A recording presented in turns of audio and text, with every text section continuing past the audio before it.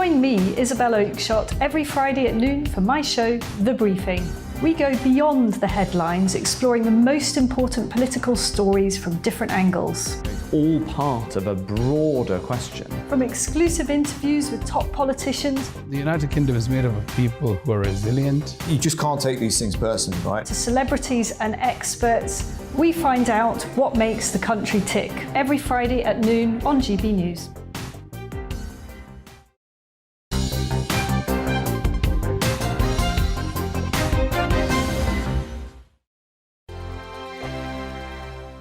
Hello there, I'm Eamon. And I'm Isabel. And you're watching the GB News digital stream across the United Kingdom. And around the world. If you're here in the UK, you can also watch us on your TV screen. GB News is Freeview channel 236. On Sky, we're channel 515. 626 on Virgin Media. Just remember, you might need to retune your TV to watch the channel. Yeah, and if you are doing that, find out more about retuning by going to gbnews.uk.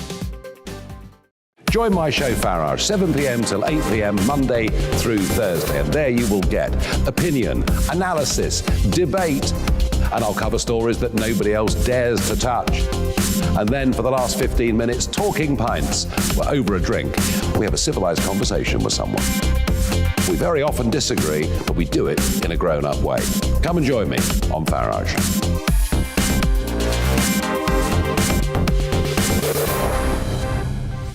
I'm Dan Wootton. Join me Monday to Thursday from 9 to 11 for the feistiest and most fun news debate on TV, where free speech reigns. I'll bring you a sharp take on the day's biggest stories, bombshell newsmaker interviews, and A-list guests.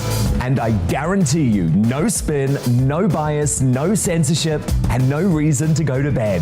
That's Dan Wootton tonight, Monday to Thursdays from 9 on GB News. Hello there, I'm Eamon Holmes. And I'm Isabel Webster. And we hope you can join us for Breakfast with Eamon. And Isabel. You make me laugh out loud, belly laugh. Is that important first thing in the morning? Yeah, absolutely. And there's me trying to be deadly serious. News is a serious business. Yeah, I have to rein you in sometimes. Well, it doesn't stop us laughing at it. It doesn't stop us having an opinion on what's going on. Yeah. And it certainly will not stop us reflecting what you think. Weekdays from 6 to 9:30 on GB News.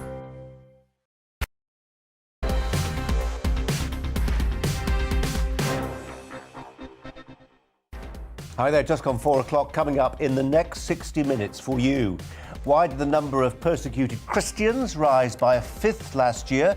Trainee priest and GB News presenter Clavin will join me. When modellers get it wrong and overstate the risk of a new COVID variant leading to cancer deaths and derailed education, should they pay some kind of price? Co-founder of the Great Barrington Declaration, Dr. Sunetra Gupta, will be with me. And 35 years on from the capture of Terry Waite, how on earth do you spend 5 years chained to a radiator in a windowless room without going mad? All that to come, but first the headlines.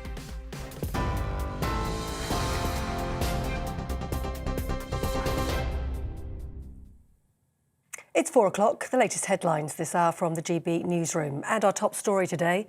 A senior Conservative MP has accused the government of blackmailing members of Parliament out of voting to oust the Prime Minister. The chair of the Public Administration Committee, William Ragg, one of those calling for Boris Johnson to resign, says rebels have faced pressures and intimidation from ministers. He urged MPs to report threats of alleged blackmail to police. It is not their function to breach the ministerial code in threatening to withdraw investments from members of Parliament's constituencies which are funded from the public purse. Reports to me and others of members of staff at number 10 Downing Street, special advisers, government ministers and others encouraging the publication of stories in the press seeking to embarrass those who they suspect of lacking confidence in the Prime Minister is similarly unacceptable. William Ragg, well, the former Conservative MP who defected to Labour, Christian Wakeford, claims he was threatened about the loss of a school in his constituency if he didn't toe the party line. Boris Johnson has previously said he's adamant there's no evidence to support Tory MP William Ragg's allegations of blackmail. The Commons Speaker, Sir Lindsay Hoyle, encouraged MPs who may have experienced intimidation to write to him. While the whipping system is long established, it is, of course, a contempt to obstruct members in the discharge of their duty or to attempt to intimidate a member in their parliamentary conduct by threats. Scotland's First Minister says she won't be following in England's footsteps and getting rid of all COVID restrictions just yet. Nicola Sturgeon refused to move away from what she's calling a cautious approach, despite criticism from Scottish Conservatives claiming that recent restrictions have been unnecessary. The First Minister insisted that we're not out of the woods yet. In international news, audio has emerged of what's believed to be a final conversation between the Texas synagogue attacker and his younger brother, who urged his sibling to surrender. Malik Akram from Blackburn was shot dead when the FBI entered the building in Texas on January the 15th, following a 10-hour standoff. No one else was injured. 2 men have been arrested in Birmingham and Manchester as part of the investigation. Why are you doing that, man? Why are you doing that for? What's wrong with you? Why are you coming down I need to do that. You don't need to do this, whatever you're doing, man. Just pack it in, You'll get a bit of time and you'll come out. Man, he's come back to Black. Do you know what I mean? He's come back last week. Do you know what I mean? He's done his time. Whatever you're doing, man. Think about your kids, man. Think about these guys are innocent. These guys you've got there, they're innocent people, man. The brother of the Texas synagogue attacker. The European Commission President Ursula von der Leyen says the EU will respond with massive economic and financial sanctions if there are further attacks from Russia on Ukraine. That comes as the US President Joe Biden says he believes the Russian President Vladimir Putin will move in on the nation, and he also warns the Kremlin will pay a heavy price if it invades. The US Secretary of State Antony Blinken also warned of the human toll from Russian aggression, saying it would be high. He's laying the groundwork for an invasion because he doesn't believe that Ukraine is a sovereign nation. He said it flat out to President Bush in 2008, and I quote, "Ukraine isn't a real country." This is not only about a possible invasion and war. It's about whether Ukraine has a right to exist as a sovereign nation. It's about whether Ukraine has a right to be a democracy. Antony Blinken. In sport, Emma Raducanu and Andy Murray have been knocked out of the Australian Open. Both were beaten in their second round matches. US Open champion Raducanu was hampered by blisters on her racket hand, while 3-time Grand Slam champion Murray said he was disappointed and frustrated to go out so early. And a British-Belgian teenager has broken the record to become the youngest woman to fly solo around the world. Zara Rutherford has landed in Belgium after spending 5 months covering 5 continents in the world's fastest microlight aircraft on her own. The 19-year-old has totted up 51,000 kilometres on the journey and says she now wants to show young women that they too can be ambitious. Good for her. You're with GB News. We'll bring you more news as it happens. Now more from Brazier.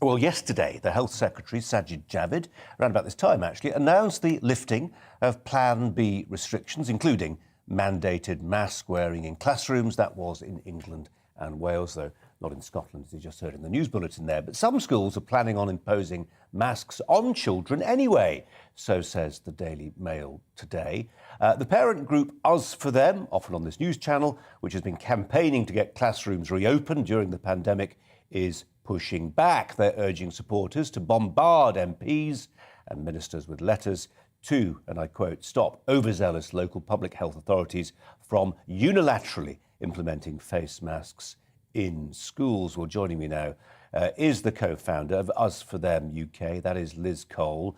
Liz, welcome to you, and your work carries on, doesn't it?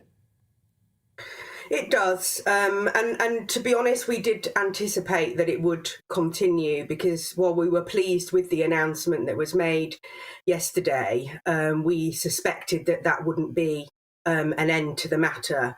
And in fact, our inbox is absolutely groaning today with examples from our members of their schools saying that they will be retaining masks in classrooms.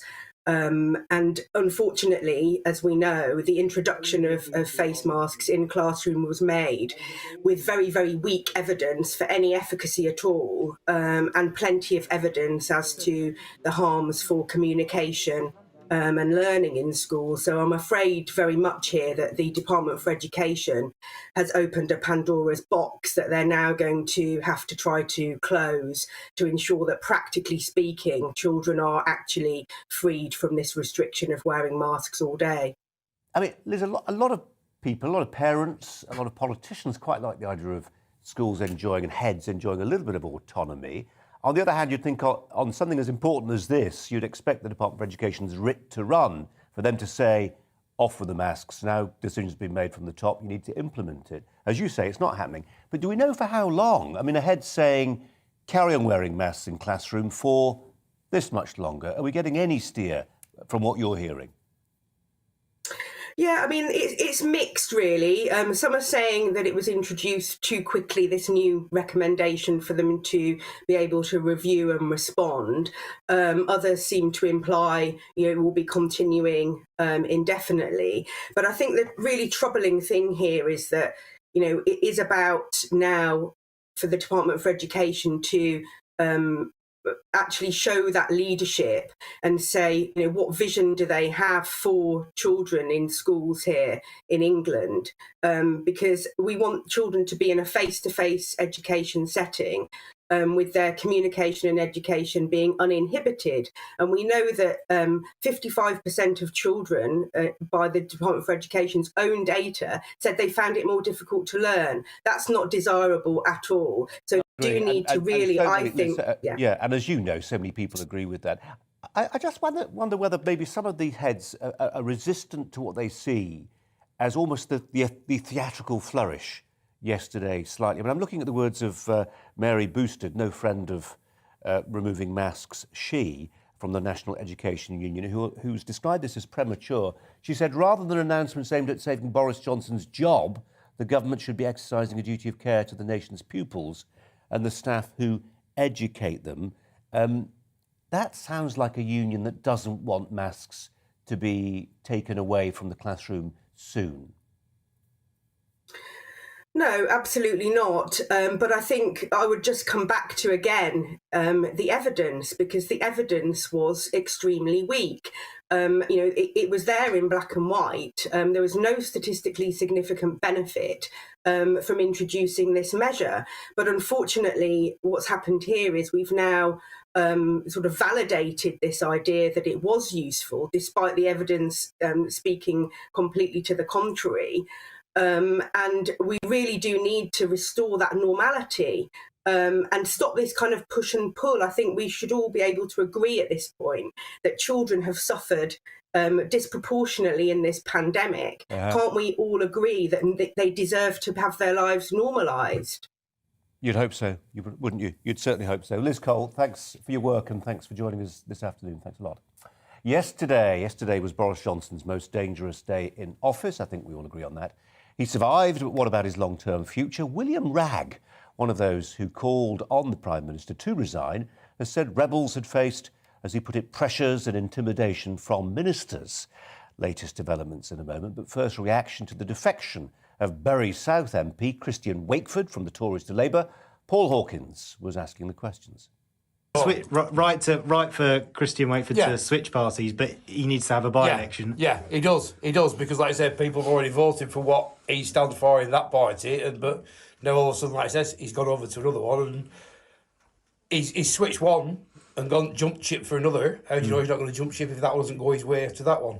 Yeah, that's the problem with that one. Yeah, from a Christian point of view, because I think it's got that potential of losing that sort of credibility and that support from both parties, in that, he's gone from one to the other. Can he now be trusted from a Labour point of view? Can he be trusted from sort of jumping ship from one another, and then, you know, from the Conservative have actually, you know, why has he done this? And I think it leaves lots of questions. He's acted on a point of principle for him and made a stand, but he hasn't given the people of Bury South the chance yet to make their stand. So it's time that their voices were heard as well. Yeah. He was right to make a stand, and you know, full marks to him for standing up for what he thinks is right, and for honesty and integrity.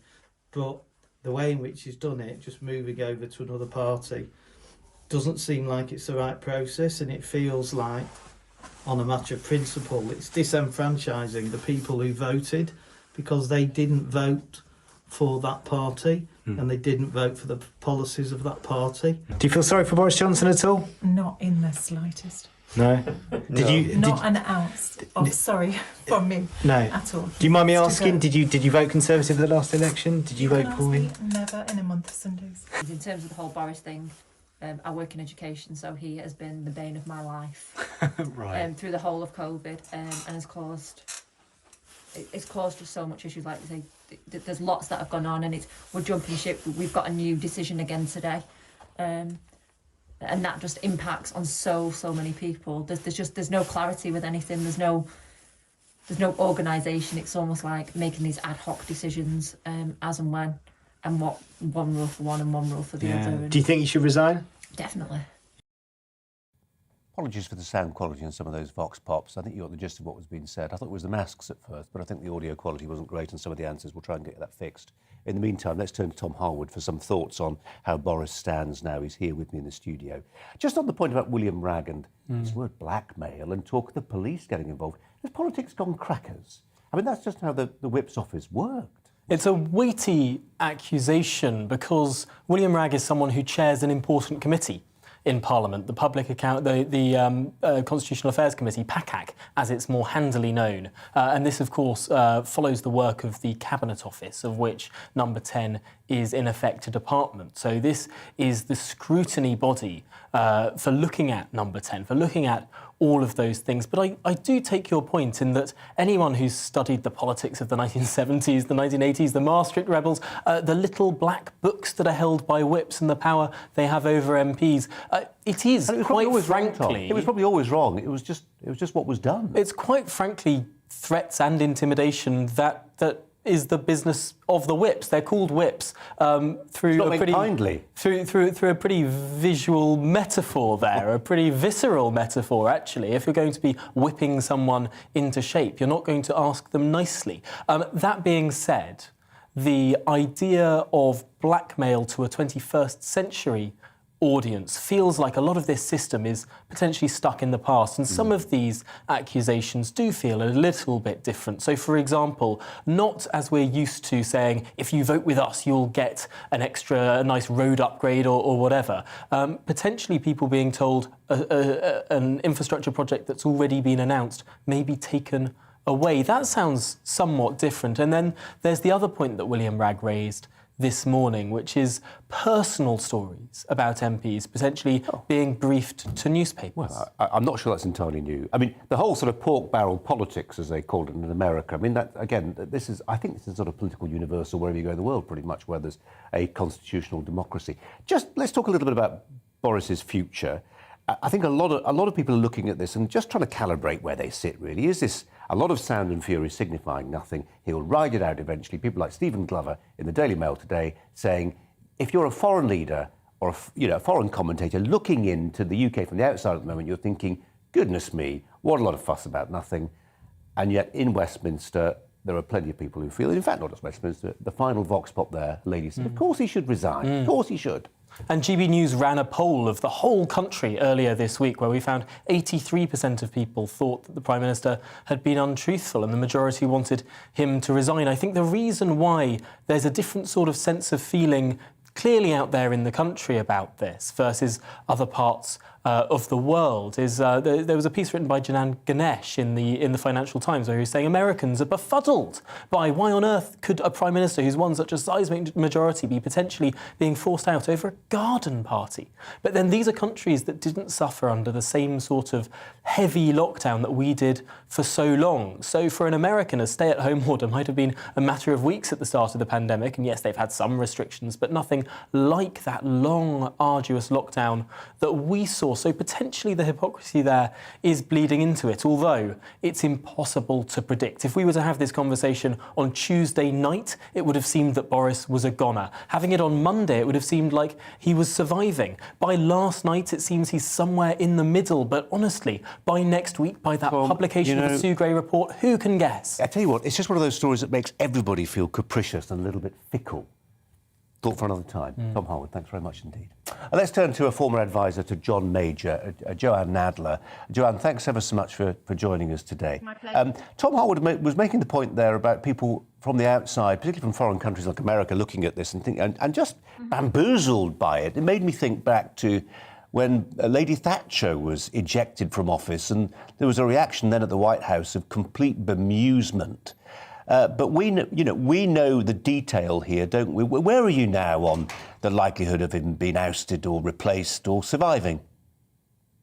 Well, I have to say I tend to agree with Tom. I think it's still very much in the balance and not quite possible to call it. I mean, I do think that what happened yesterday perversely has helped the Prime Minister, that when you have something happen which constitutes a potentially existential threat, if you like, to the Conservative Party, which is really what the move by Christian Wakeford perhaps struck MPs as being, coupled with that very extraordinary and rather portentous intervention from David Davis. You know, I think that concentrated febrile minds in the Conservative Party, and they suddenly thought, hang on, there are very many good reasons to be calling for Boris Johnson to go, but are there just as many good reasons to think we don't want to hand this on a plate to Labour? So perversely, I think what happened yesterday has worked in his favour. And I think there's a weariness, frankly, that this has been running on now for so many weeks since before Christmas, and a kind of desperation to try and get politics back centred on the things we really need to be discussing. So the fact that Boris Johnson is playing a long game, perhaps not even intentionally, is working in his favour. Just on a couple of points you raised there. But I wonder sometimes whether we think of our MPs as being these sort of political calculus machines, and they're running the numbers all the time. And what that ignores, it obviates the role of emotion in all this. And I just wonder, people were saying yesterday Labour were briefing 5 more Tory MPs would defect. I just wonder whether the whole defection principle, the idea of treachery, of betrayal, it's deeply emotional and emotive, and I wonder whether that stopped things in its tracks. Yeah, well, I think that's really, in essence, what I'm saying is that I think that if Christian Wakeford's intention had been to push this to the point of Boris Johnson going, that his would be the final and decisive move in this process, I think he overplayed his hand. And I also think the very dramatic way in which David Davis used that, historic language, and it frankly sounded like he was pumping himself up as much as attacking the Prime Minister, also overplayed his hand, and that tactically neither of them really caught the mood of the party or anticipated that capacity for Conservatives to feel that they're fundamentally part of a family and that they can fall out amongst themselves. But when it becomes a sort of danger to that family going forward, they will tend to then pull together and coalesce around the centre again. Joanne, got to leave it there. Joanne Nadler, thanks very much indeed for your time. Coming up after the break at 4:20, we have a question for you. Where are the most dangerous places in the world right now to be a Christian? We'll take you through the map, and we'll talk to somebody who's got a strong view on this and how to change things. But first, let's have a look at today's weather.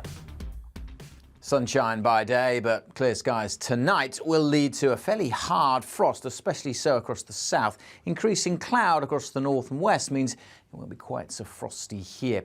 High pressure is dominating across the UK and will keep things dry for most of us through the weekend as well. Around the high pressure, we've seen a few showers coming down the eastern side, and the winds coming in from the northwest will increase the cloud for Northern Ireland this evening, and then across western Scotland and northwest England too. But for most places out there this evening, a frost forming and temperatures really plummeting, particularly across the south through the early hours as we keep the clear skies.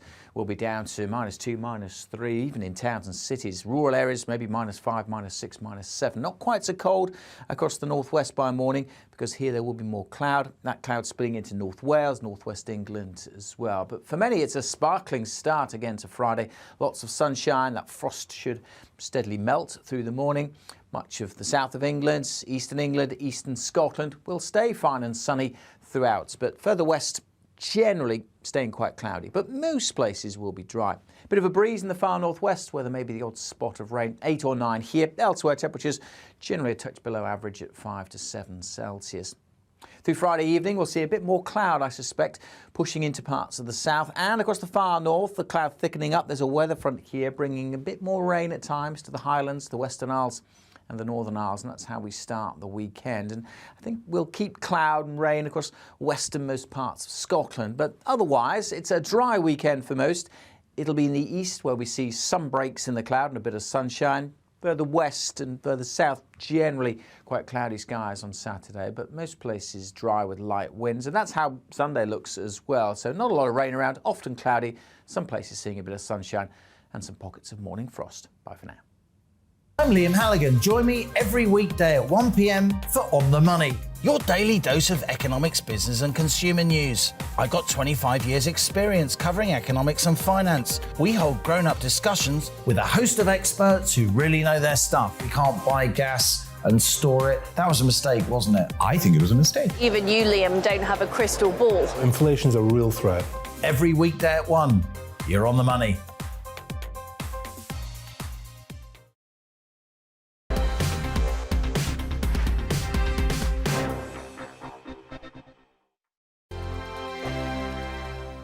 Hello there, I'm Eamon. And I'm Isabel. And you're watching the GB News digital stream across the United Kingdom. And around the world. If you're here in the UK, you can also watch us on your TV screen. GB News is Freeview channel 236. On Sky, we're channel 515. 626 on Virgin Media. Just remember, you might need to retune your TV to watch the channel. Yeah, and if you are doing that, find out more about retuning by going to gbnews.uk. Join my show Farage, 7 p.m. till 8 p.m. Monday through Thursday, and there you will get opinion, analysis, debate, and I'll cover stories that nobody else dares to touch. And then for the last 15 minutes, talking pints. We're over a drink. We have a civilised conversation with someone. We very often disagree, but we do it in a grown-up way. Come and join me on Farage.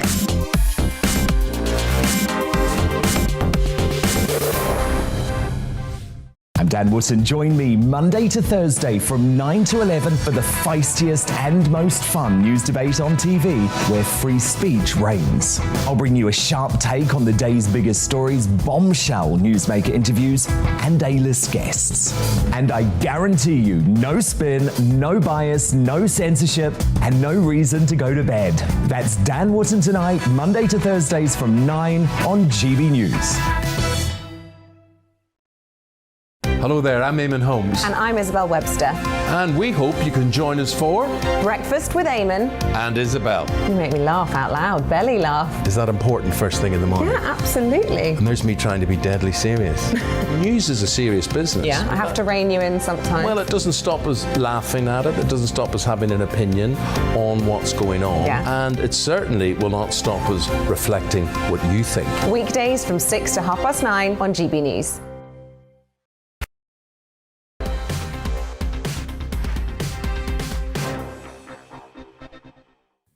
It is 4:25. You're watching GB News. You may be listening on DAB radio. Do hope you are. Let's tell you about a charity. It's called Open Doors. It supports persecuted Christians around the world, and it yesterday published a report on the places where Christians face the most severe oppression.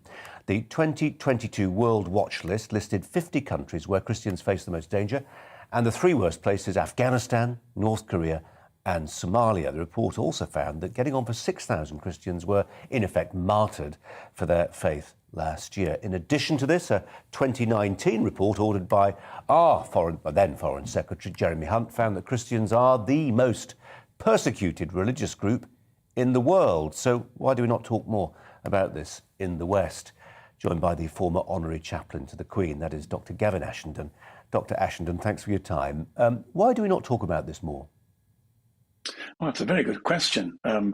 Certainly the Church is talking about it because it's very aware that the truth is completely different from the narrative that you have in the secular press. I think a lot of people think we're still living in the 15th century when Christianity was in charge in Europe and have been reluctant to bring themselves up to date. But the fact is that of all the philosophies and all the religions in the world, Christianity is by far the most persecuted. And I think, I suppose, perhaps one of the reasons for it is that the two philosophies that take most exception to Christianity are communism and Islam. And communism and Islam are both prepared to use force to bring in their worldview. And Christians are not allowed to use force. We're taught to turn the other cheek. It isn't always practiced, but nonetheless, that's the aspiration. So what you've got is three particular worldviews, two of which use force and one of which won't. And so perhaps it's not surprising that the one that won't use force is the one that's most subject to persecution. Is this a failure, to think, Doctor, a failure of journalism? I've written before about the case of Asia Bibi, so a Pakistani Christian who faced deep hostility and death threats and all the rest of it, and a court system in Pakistan that wasn't particularly fair. I think that's probably fair to say. But she's exceptional. There are so many cases that go by the board. And actually, if you look at the numbers here, there's a sliding scale. I'm talking about 5,000 people killed. But the figure is 360 million people, according to this survey, who face some kind of persecution. Asia Bibi is a very good example, and our country refused to let her in. Interestingly enough, when the Syrian refugees came, we welcomed Syrian Muslims, but I think less than 2% of the Syrian Christians were welcome here. There's a surprising deep prejudice against Christianity. I sometimes think it may have something to do with the fact that we don't like the idea of people telling us what morals we should have. And if you can, Christianity is a bit like a conscience that has driven the affairs of Europe, actually driven them with some success and some success in the sense that we've looked after the elderly, the weak, we've educated people, we've put them in hospices, Christians invented universities and hospitals and so on. But in the last 100 years or so, there's been a sense in the West that we don't want anyone to tell us how to behave. And I think there's a feeling that it was Christianity that used to act as a conscience. And there's some sense, I think, in the secular press, some sense of quiet satisfaction, saying, well, we've had enough of you, not understanding, or really not understanding at all, that both Islam and communism are both really quite heavy-handed in terms of imposing their own belief systems. I mean, the gay community get thrown off buildings and executed in some parts of Islam. And I remember when I was smuggling Bibles into the Soviet Union, I was interrogated by the KGB and threatened with 20 years in prison just for bringing Bibles in, which was legal. So I think there's I think that the truth isn't being told in the media, but for some really quite complex reasons. If we knew what the reasons were, we could unravel them and challenge them. But thank you very much for taking the trouble to... Well, not at all, and I hope we can talk about it again, Doctor. Give a platform to open doors. Well, you've given us a fantastic overview, and it's hopefully something we'll revisit many times in the future, sad to say. But thanks very much indeed for that overview there, Dr. Gavin Ashton. Let's turn to Calvin Robinson, GB News presenter, but perhaps more fittingly right now, training to be a priest in time. That's fair to say, Calvin, isn't it? I mean, you are ready, at some point you'll take holy orders, we presume? Yes, I'm in seminary right now as we speak. God willing, I'll be ordained in June, Petertide, so let's see what happens. I mean, I imagine, and I know a couple of priests who've told me that in the wake of things like the sex abuse scandal, they've gone from a position in society where they're held in some reverence. One's told me about how he can walk down a street in Dublin and be spat at now. There has been this dramatic change. That's not what we're talking about here, is it? We're not talking about hostility. We're talking about fatalities. We're talking about people being killed for their faith. Absolutely. We're not just talking about people being killed. We're talking about communities being destroyed. Churches are being torn down. In fact, there's been a 500% increase in the number of churches being attacked around the world. And the persecution is taking another level. It's going online now. So countries like China and India are using facial recognition and artificial intelligence to track down, to identify and discriminate against Christians. We're seeing this, and thank you to Father Ashton for pointing out, in mostly Islamic and communist countries. And this is because we're so afraid to point out that not all cultures are equal, not all values are equal, not all moral values are the same. And we are ashamed of our Christian heritage, our Christian past in this country, to our own detriment. And we talk about, all of these countries, we're seeing a map on the screen right now, all these countries around the world are persecuting Christians today, but it's happening at home. We had a positive story last week of a Catholic nurse, Mary Anouar, who was bullied out of her job. She'd worked for the NHS for 18 years. She was bullied out, but she won, thank goodness, in a tribunal. She wore a cross on her necklace, and she got bullied out of her job for wearing a cross, where other people in the workplace, Hindus could wear bracelets, Muslims could wear hijabs, but if you're a Christian, you're an easy target, and that's in this country. Calvin, can we just unpack? We haven't got long, but I just want to unpack that a little bit. I just wonder whether in this country, the reason we don't talk about this very much is because Christianity, by some people, and I'm thinking on the wokeward end of the spectrum, see Christianity as a sort of instrument of, a one-time instrument of colonial oppression. Yeah, absolutely they do. And it's like everything in our history at the moment. We're only allowed to look at the negative impacts of it. We're not allowed to look at the positive. Christianity founded the church founded most of the schools, the state schools in this country, and as Father Ashton pointed out, hospitals and charities too. But we are obsessed with woke ideologies at the moment. Even the church itself, just today, the Archbishop of York promoted racial discrimination. He said that every House of Bishops meeting must have at least 10 black or ethnic minority people in it. They're going to co-opt them onto the boards. This is positive discrimination or affirmative action. I don't believe there is such thing as a positive discrimination. Discrimination is discrimination. But this is how woke we've become. Even the church itself is not bothered about persecution. It's focusing on superficial diversity and ticking the right identity crisis boxes. And putting slides inside cathedrals. That's a debate for another time. Calvin Robinson, thanks very much indeed, as ever. Coming up after the bulletin and the break, should we have ever trusted COVID modelling? We'll try and answer that most vexed of questions. But first, let's bring you the news headlines with Polly.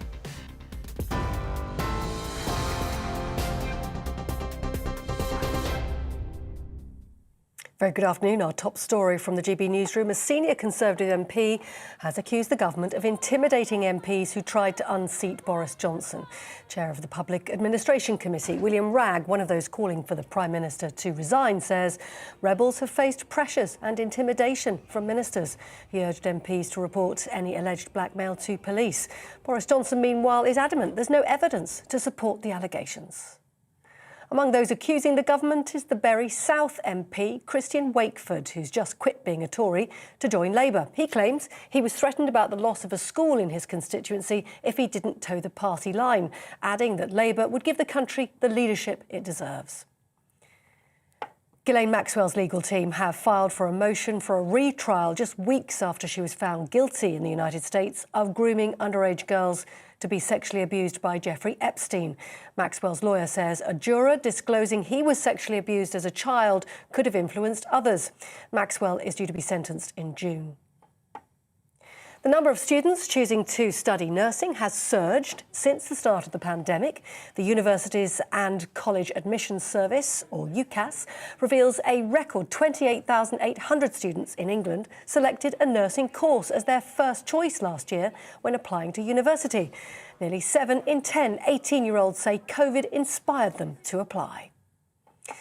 And in sport, Emma Raducanu and Andy Murray have both been knocked out of the Australian Open, beaten in their second round matches. US Open champion Raducanu was hampered by blisters on her racket hand, while three-time Grand Slam champion Murray said he was disappointed and frustrated to go out so early.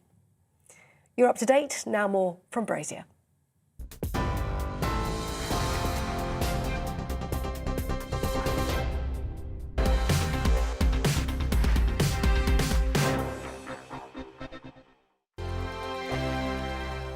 Hello there, I'm Eamon. And I'm Isabel. And you're watching the GB News digital stream across the United Kingdom. And around the world. If you're here in the UK, you can also watch us on your TV screen. GB News is Freeview channel 236. On Sky, we're channel 515. 626 on Virgin Media. Just remember, you might need to retune your TV to watch the channel. Yeah, and if you are doing that, find out more about retuning by going to gbnews.uk. Join my show Farage, 7 p.m. till 8 p.m. Monday through Thursday. And there you will get opinion, analysis, debate, and I'll cover stories that nobody else dares to touch. And then for the last 15 minutes, talking pints. We're over a drink. We have a civilised conversation with someone. We very often disagree, but we do it in a grown-up way. Come and join me on Farage.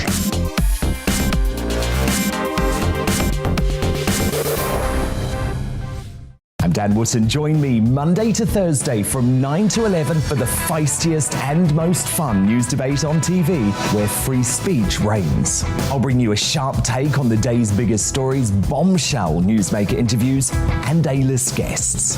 And I guarantee you, no spin, no bias, no censorship, and no reason to go to bed. That's Dan Wootton tonight, Monday to Thursdays from 9 on GB News. Hello there, I'm Eamon Holmes. And I'm Isabel Webster. And we hope you can join us for Breakfast with Eamon. And Isabel. You make me laugh out loud, belly laugh. Is that important first thing in the morning? Yeah, absolutely. And there's me trying to be deadly serious. News is a serious business. Yeah, I have to rein you in sometimes. Well, it doesn't stop us laughing at it. It doesn't stop us having an opinion on what's going on. Yeah. And it certainly will not stop us reflecting what you think. Weekdays from 6 to 9:30 on GB News.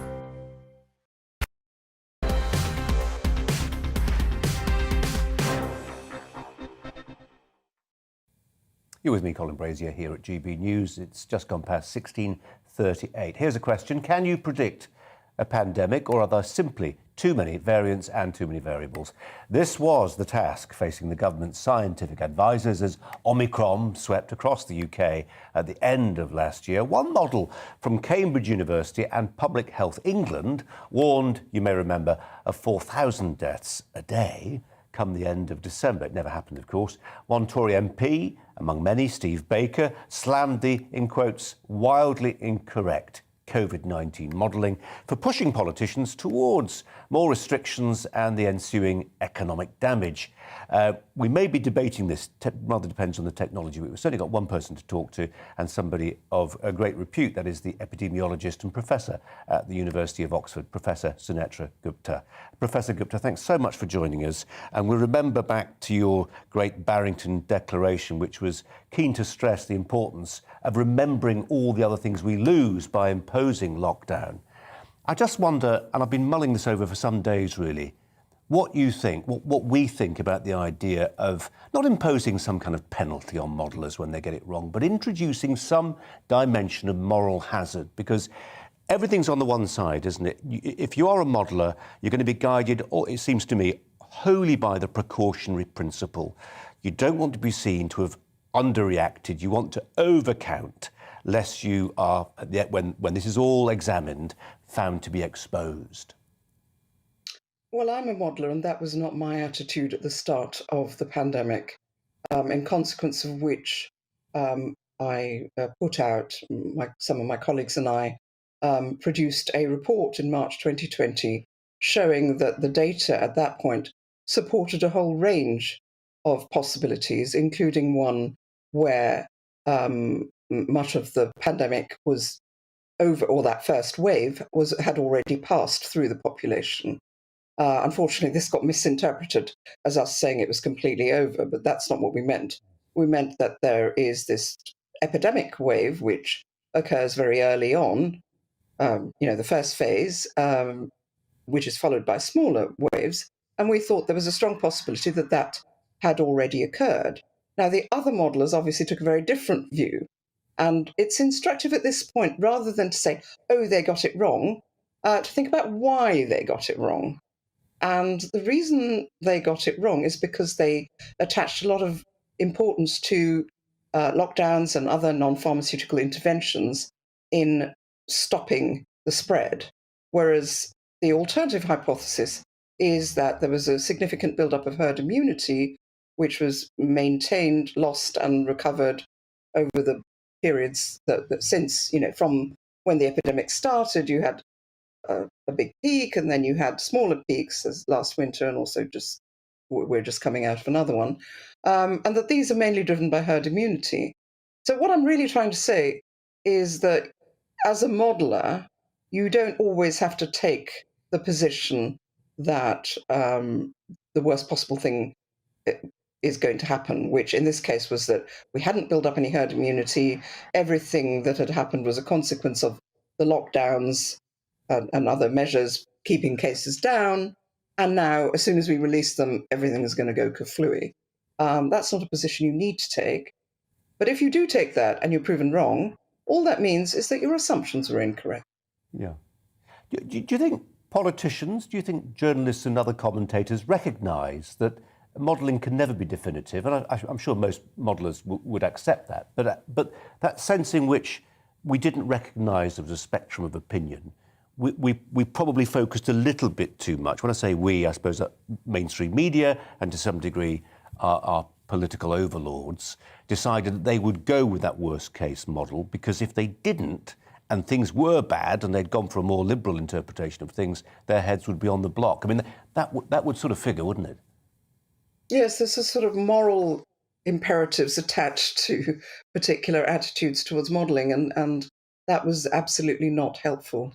I completely agree. In fact, of course, there is also a moral case, and that's where the Great Barrington Declaration and other efforts of that kind arise from, which is that because we do not know, we can't be definite about what's going to happen, we need a strategy that is robust to the range of possibilities. And focused protection was one such strategy. And that was grounded in the understanding that we can never exactly know what's going on. There were two competing hypotheses at that point. One was that herd immunity had already done a lot of the work of reducing infection, and the other was that we were keeping it all under check through these NPIs. Now we know which is correct. At the time we didn't. So we had to come up with a strategy which was robust to those uncertainties. So at the end of the day, modelling is a wonderfully helpful conceptual exercise. But to ask it to do something that it can't do, which is predict exactly what's going to happen, is harmful, as we've seen. Yeah, but it's used as a manual to then make decisions. And let's just discuss, if we can, the most recent Omicron variant. The modelling was used to affect certain political decisions, and we could talk about whether certain political executives in this country decided to be more draconian than others, and it feels like Scotland was more draconian than England. But there are real-world implications, aren't there, of the most profound kind beyond the modelling. Surgery that doesn't get done, diagnostics that isn't done, people who don't find their tumours are spotted because their appointments cancelled, kids in school, students at university, on and on goes the list. And I come back to my question, and as I say, I don't know what the answer to this is, but it's scratching away at the back of my head, that there is no moral hazard when modellers overemphasise all the downsides and ignore some of the byproducts of their modelling. That's not really what modelling is supposed to do. Modelling is supposed to lay out the range of scenarios and attach probabilities to them, and then that should be used as a basis for making decisions. And again, that was what many of the Great Barrington Declaration and other movements, as I said, were about. They were just saying, on that basis, given our conceptual understanding, which a mathematical model is essential, I think, or at least very helpful to develop, we then use that as a basis for looking at how to move forward. But that decision is, of course, an optimization that has to be performed across a whole other range of dimensions, including those that you just mentioned. It's the overall well-being, the greater good that we're trying to optimize, not just keeping that virus at bay. Let's just get what may be a different view on a lot of this. The data analyst, Dr. Raphael Olaya, joins me now. Doctor, welcome to you. So let's go up to there, laying it out in terms of the difficulties of modelling and the number of variables that have to be built in. But I think also, if I read it correctly, making the point that at the end of the day, it's a model that is interpreted by politicians and people at the Department of Health and elsewhere in Whitehall. Do you think they got the modelling broadly right? It's a pleasure to be with you, Colin.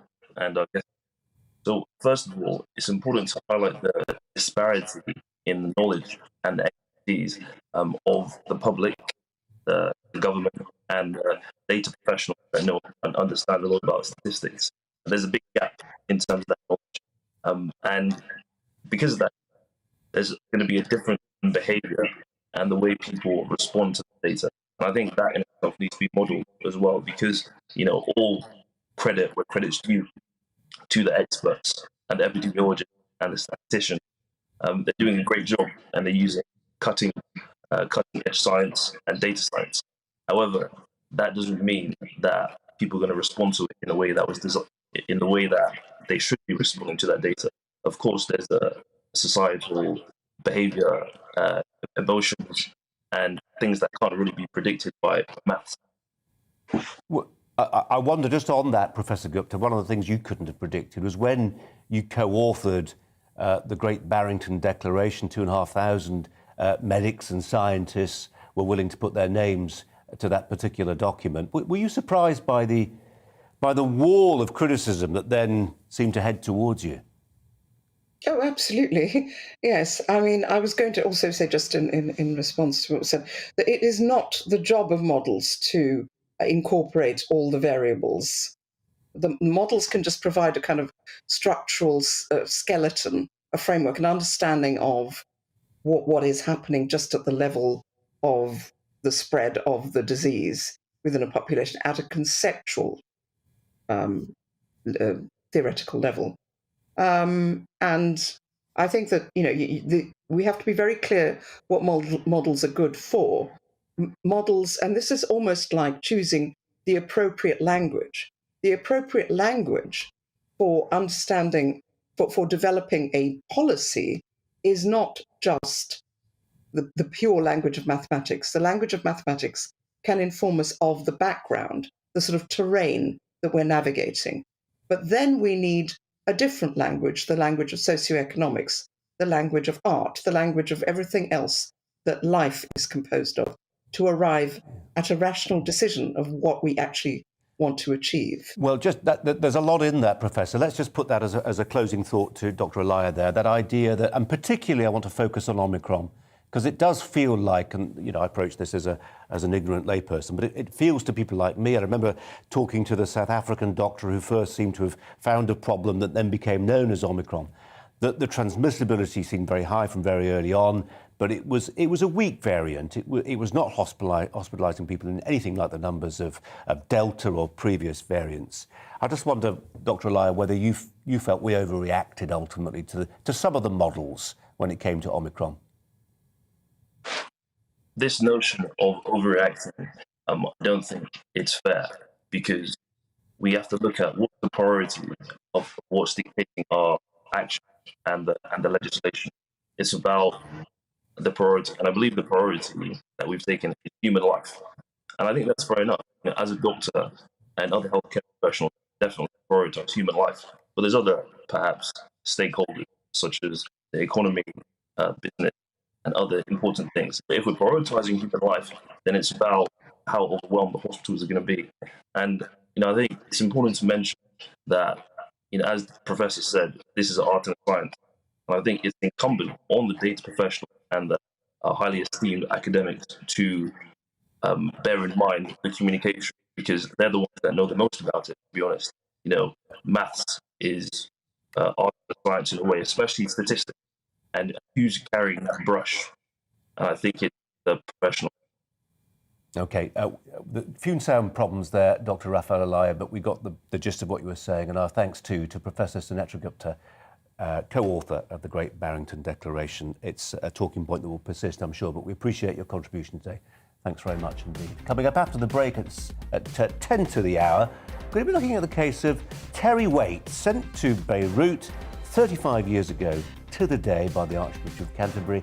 He was picked up and captured and spent the next 5 years in a windowless cell, chained to a radiator. How on earth did he not go completely stark staring mad? That's after the break. Sunshine by day, but clear skies tonight will lead to a fairly hard frost, especially so across the south. Increasing cloud across the north and west means it won't be quite so frosty here. High pressure is dominating across the UK and will keep things dry for most of us through the weekend as well. Around the high pressure, we've seen a few showers coming down the eastern side, and the winds coming in from the northwest will increase the cloud for Northern Ireland this evening, and then across western Scotland and northwest England too. But for most places out there this evening, a frost forming and temperatures really plummeting, particularly across the south through the early hours as we keep the clear skies. We'll be down to -2, -3, even in towns and cities. Rural areas maybe -5, -6, -7. Not quite so cold across the northwest by morning, because here there will be more cloud. That cloud splitting into North Wales, northwest England as well. But for many, it's a sparkling start again to Friday. Lots of sunshine. That frost should steadily melt through the morning. Much of the south of England, eastern Scotland will stay fine and sunny throughout, but further west generally staying quite cloudy. But most places will be dry. Bit of a breeze in the far northwest where there may be the odd spot of rain, 8 or 9 here. Elsewhere, temperatures generally a touch below average at 5 to 7 Celsius. Through Friday evening, we'll see a bit more cloud, I suspect, pushing into parts of the south and across the far north. The cloud thickening up. There's a weather front here bringing a bit more rain at times to the Highlands, the Western Isles and the Northern Isles, and that's how we start the weekend. And I think we'll keep cloud and rain across westernmost parts of Scotland, but otherwise it's a dry weekend for most. It'll be in the east where we see some breaks in the cloud and a bit of sunshine. Further west and further south, generally quite cloudy skies on Saturday, but most places dry with light winds, and that's how Sunday looks as well. So not a lot of rain around, often cloudy, some places seeing a bit of sunshine and some pockets of morning frost. Bye for now. Hello there, I'm Eamon Holmes. And I'm Isabel Webster. And we hope you can join us for Breakfast with Eamon. And Isabel. You make me laugh out loud, belly laugh. Is that important first thing in the morning? Yeah, absolutely. And there's me trying to be deadly serious. News is a serious business. Yeah, I have to rein you in sometimes. Well, it doesn't stop us laughing at it. It doesn't stop us having an opinion on what's going on. Yeah. And it certainly will not stop us reflecting what you think. Weekdays from 6 to 9:30 on GB News.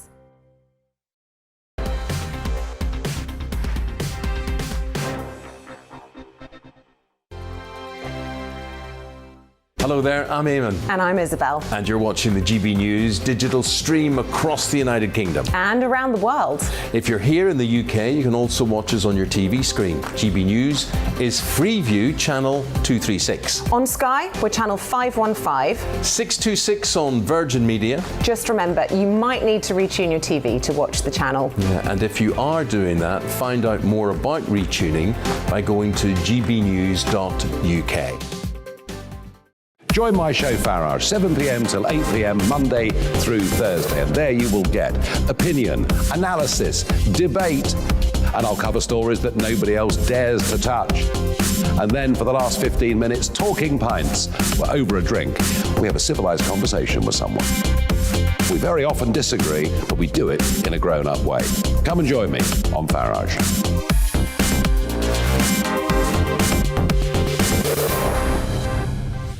I'm Dan Wootton. Join me Monday to Thursday from 9 to 11 for the feistiest and most fun news debate on TV, where free speech reigns. I'll bring you a sharp take on the day's biggest stories, bombshell newsmaker interviews, and A-list guests. And I guarantee you, no spin, no bias, no censorship, and no reason to go to bed. That's Dan Wootton tonight, Monday to Thursdays from 9 on GB News. Hello there, I'm Eamon Holmes. And I'm Isabel Webster. And we hope you can join us for Breakfast with Eamon. And Isabel. You make me laugh out loud, belly laugh. Is that important first thing in the morning? Yeah, absolutely. And there's me trying to be deadly serious. News is a serious business. Yeah, I have to rein you in sometimes. Well, it doesn't stop us laughing at it. It doesn't stop us having an opinion on what's going on. Yeah. And it certainly will not stop us reflecting what you think. Weekdays from 6 to 9:30 on GB News.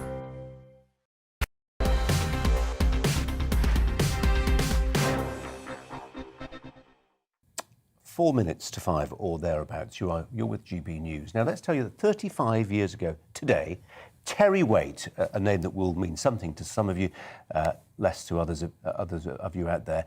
Terry Waite was kidnapped in Beirut. For the next 5 years, the Archbishop of Canterbury's envoy was chained to a radiator in a windowless cell and subjected, for instance, to mock executions and other forms of torture too. His survival, I think we can agree, and as we're about to discuss, a study really in self-control and stoicism of the highest order. Will Geddes, the security expert, is here alongside me. We were just talking during the commercial break, weren't we, about what an extraordinary man he is. He had an active life of the mind. Part of that was he was a prayerful man, so he was able to occupy himself. But I remember reading interviews with him and where he would do things like, for instance, and he would keep fit in his cell, but he would also take off his day clothes, fold them up very carefully, put them under his mattress so that when he got up the next morning, his clothes would be pressed. These little routines stopped him going doolally. Yeah, absolutely essential. And I mean, and to be honest, Terry Waite almost wrote the book on hostage survival to a certain extent because he'd fulfilled one role as a hostage negotiator, and a very successful one at that. I mean, he'd had people released out of Libya, out of Iran, and the Lebanon was obviously where he came unstuck, and we'll probably go into that. But he was a negotiator, but then he was also a hostage. And of that 4.5 odd, almost 5 years of captivity when he was held by the jihad organization, he was in solitary confinement. And that would be a challenge for anybody. So those processes of having small routines to follow each day, particularly in a windowless cell, is going to keep, to a degree, a level of sanity. Did he bring it upon himself? To some degree, the capture, I mean? Well, it's a kind of a convergence of a number of different factors. Fundamentally, he was involved in the negotiations of hostages out of Iran in 1985, which then constituted or brought about the Iran-Gate scandal. And for those that may not recall that, that was the US trading weapons with the Khomeini in Iran for the release of hostages. Now, he was assisting with that, but then was seen with Lieutenant Colonel Ollie North, who was the centre point of that whole Iran-Gate scandal, and then subsequently seen on a helicopter travelling from Cyprus, and that was a US military helicopter. And his captors would have known all this? To Lebanon, yes, and they would have seen that. And even though the media wasn't as sort of prolific as it is right now, and as far prolific's one way of putting it. Well, it's one way of putting it, yeah. It was a case of fundamentally people seeing him featuring in a big scandal, certainly when it broke in 1986. So when he went to the Lebanon to assist in obviously the release of a number of notable hostages, he was already pretty much a public face and associated to it. You protect people, you advise people on how to stay safe. Did they get it wrong? I mean, apart from saying, you can't go, Terry, it's far too unsafe, what would have kept him out of harm's way back in 87? Well, it's a difficult one because when you're involved in some hostage negotiations, the most important message you want to communicate to the kidnappers is we're not interested in apprehending you. We're only interested in the welfare and the safe recovery of the hostage. So for Terry Waite, because he was connected and compromised as being part of Iran-Gate and such a monumental event, that created a distrust in the kidnappers. And it's very important. One of the things that I talk to negotiators about, and something that negotiators will train, is in being as honest as possible and ensuring that they don't lie. And if you're not honest and it seems to be some kind of deceit, then it can undermine the entire credibility of the negotiations going on. Building trust with desperate people, it feels like a story of our times, doesn't it? Indeed. In politics, not least. Will Geddes, thanks very much indeed for coming and really appreciate it. It is the stroke of 5 o'clock. Hi there. Coming up live at 5. Dr. Kate Goodman joins me to talk about what happened when she outed herself as an unvaccinated doctor. Also, the Tory with the slimmest majority in Parliament joins me. I'll ask, when is the right time to look for a job outside politics? And Kelly J. Keane on the folly of making hatred for women into a crime. Plus, today, one of America's most watched culture warriors joins me to answer this question. Is Hillary Clinton really planning another go at the White House? All to come, but first, we've got the headlines for you.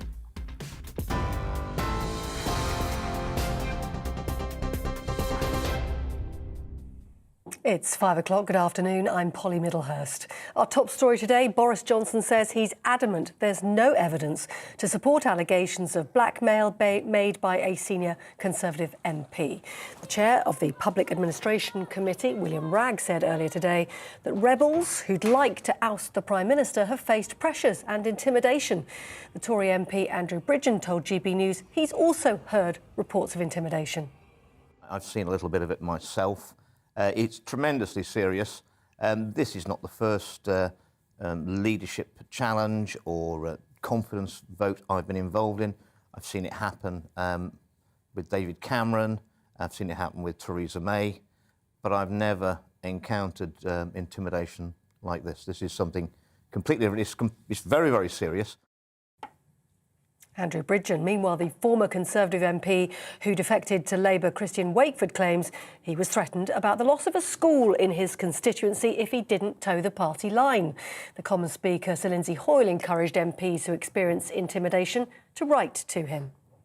While the whipping system is long established, it is, of course, a contempt to obstruct members in the discharge of their duty or to attempt to intimidate a member in their parliamentary conduct by threats. Well, Scotland's First Minister says she won't be following in England's footsteps and getting rid of COVID restrictions just yet. Nicola Sturgeon refused to move away from what she's calling a cautious approach, despite criticism from Scottish Conservatives claiming the recent restrictions have been unnecessary. The First Minister insisted we're not out of the woods yet. A 33-year-old man has been arrested on suspicion of murdering an 86-year-old, which also left her husband with critical injuries. Frida Walker was found dead at her home at Langwith Junction in Derbyshire on Saturday. Her 88-year-old husband, Ken, a former district councillor, remains in hospital in a critical condition. The motive of the attack isn't yet known, but police believe it could have happened during a burglary. In the United States, audio has emerged of what's believed to be a final conversation between the Texas synagogue attacker and his younger brother back in the UK, who urged his sibling to surrender. Malik Akram from Blackburn was shot dead when the FBI entered the building in Texas on January the 15th, following a 10-hour standoff. No one else was injured. 2 men have been arrested in Birmingham and Manchester as part of the investigation. Why are you doing that, man? Why are you doing that for? What's wrong with you? Why are you coming down I need to do that. You don't need to do this, whatever you're doing, man. Just pack it in, You'll get a bit of time and you'll come out. Man, he's come back to Black. Do you know what I mean? He's come back last week. Do you know what I mean? He's done his time. Whatever you're doing, man. Think about your kids, man. Think about these guys are innocent. These guys you've got there, they're innocent people, man. Conversation between the Texas synagogue attacker and his brother back in Britain. In other news today, the European Commission President, Ursula von der Leyen, says the EU will respond with massive economic and financial sanctions if there are further attacks from Russia on Ukraine. It's as the US President Joe Biden says he believes the Russian President Vladimir Putin will move in on the nation and warns the Kremlin will pay a heavy price if it invades. The US Secretary of State Antony Blinken also warned that the human toll from Russian aggression would be incredibly high. He's laying the groundwork for an invasion because he doesn't believe that Ukraine is a sovereign nation. He said it flat out to President Bush in 2008, and I quote, "Ukraine isn't a real country." This is not only about a possible invasion and war. It's about whether Ukraine has a right to exist as a sovereign nation. It's about whether Ukraine has a right to be a democracy. Antony Blinken. And a British-Belgian teenager has broken the record to become the youngest woman to fly solo around the world. Zara Rutherford has landed in Belgium after spending 5 months covering 5 continents in the world's fastest microlife aircraft on her own. The 19-year-old has totted up 51,000 kilometres on the journey and says she now wants to show young women they too can be ambitious. You're with GB News. We'll bring you more news as it happens now. Back to Brazier.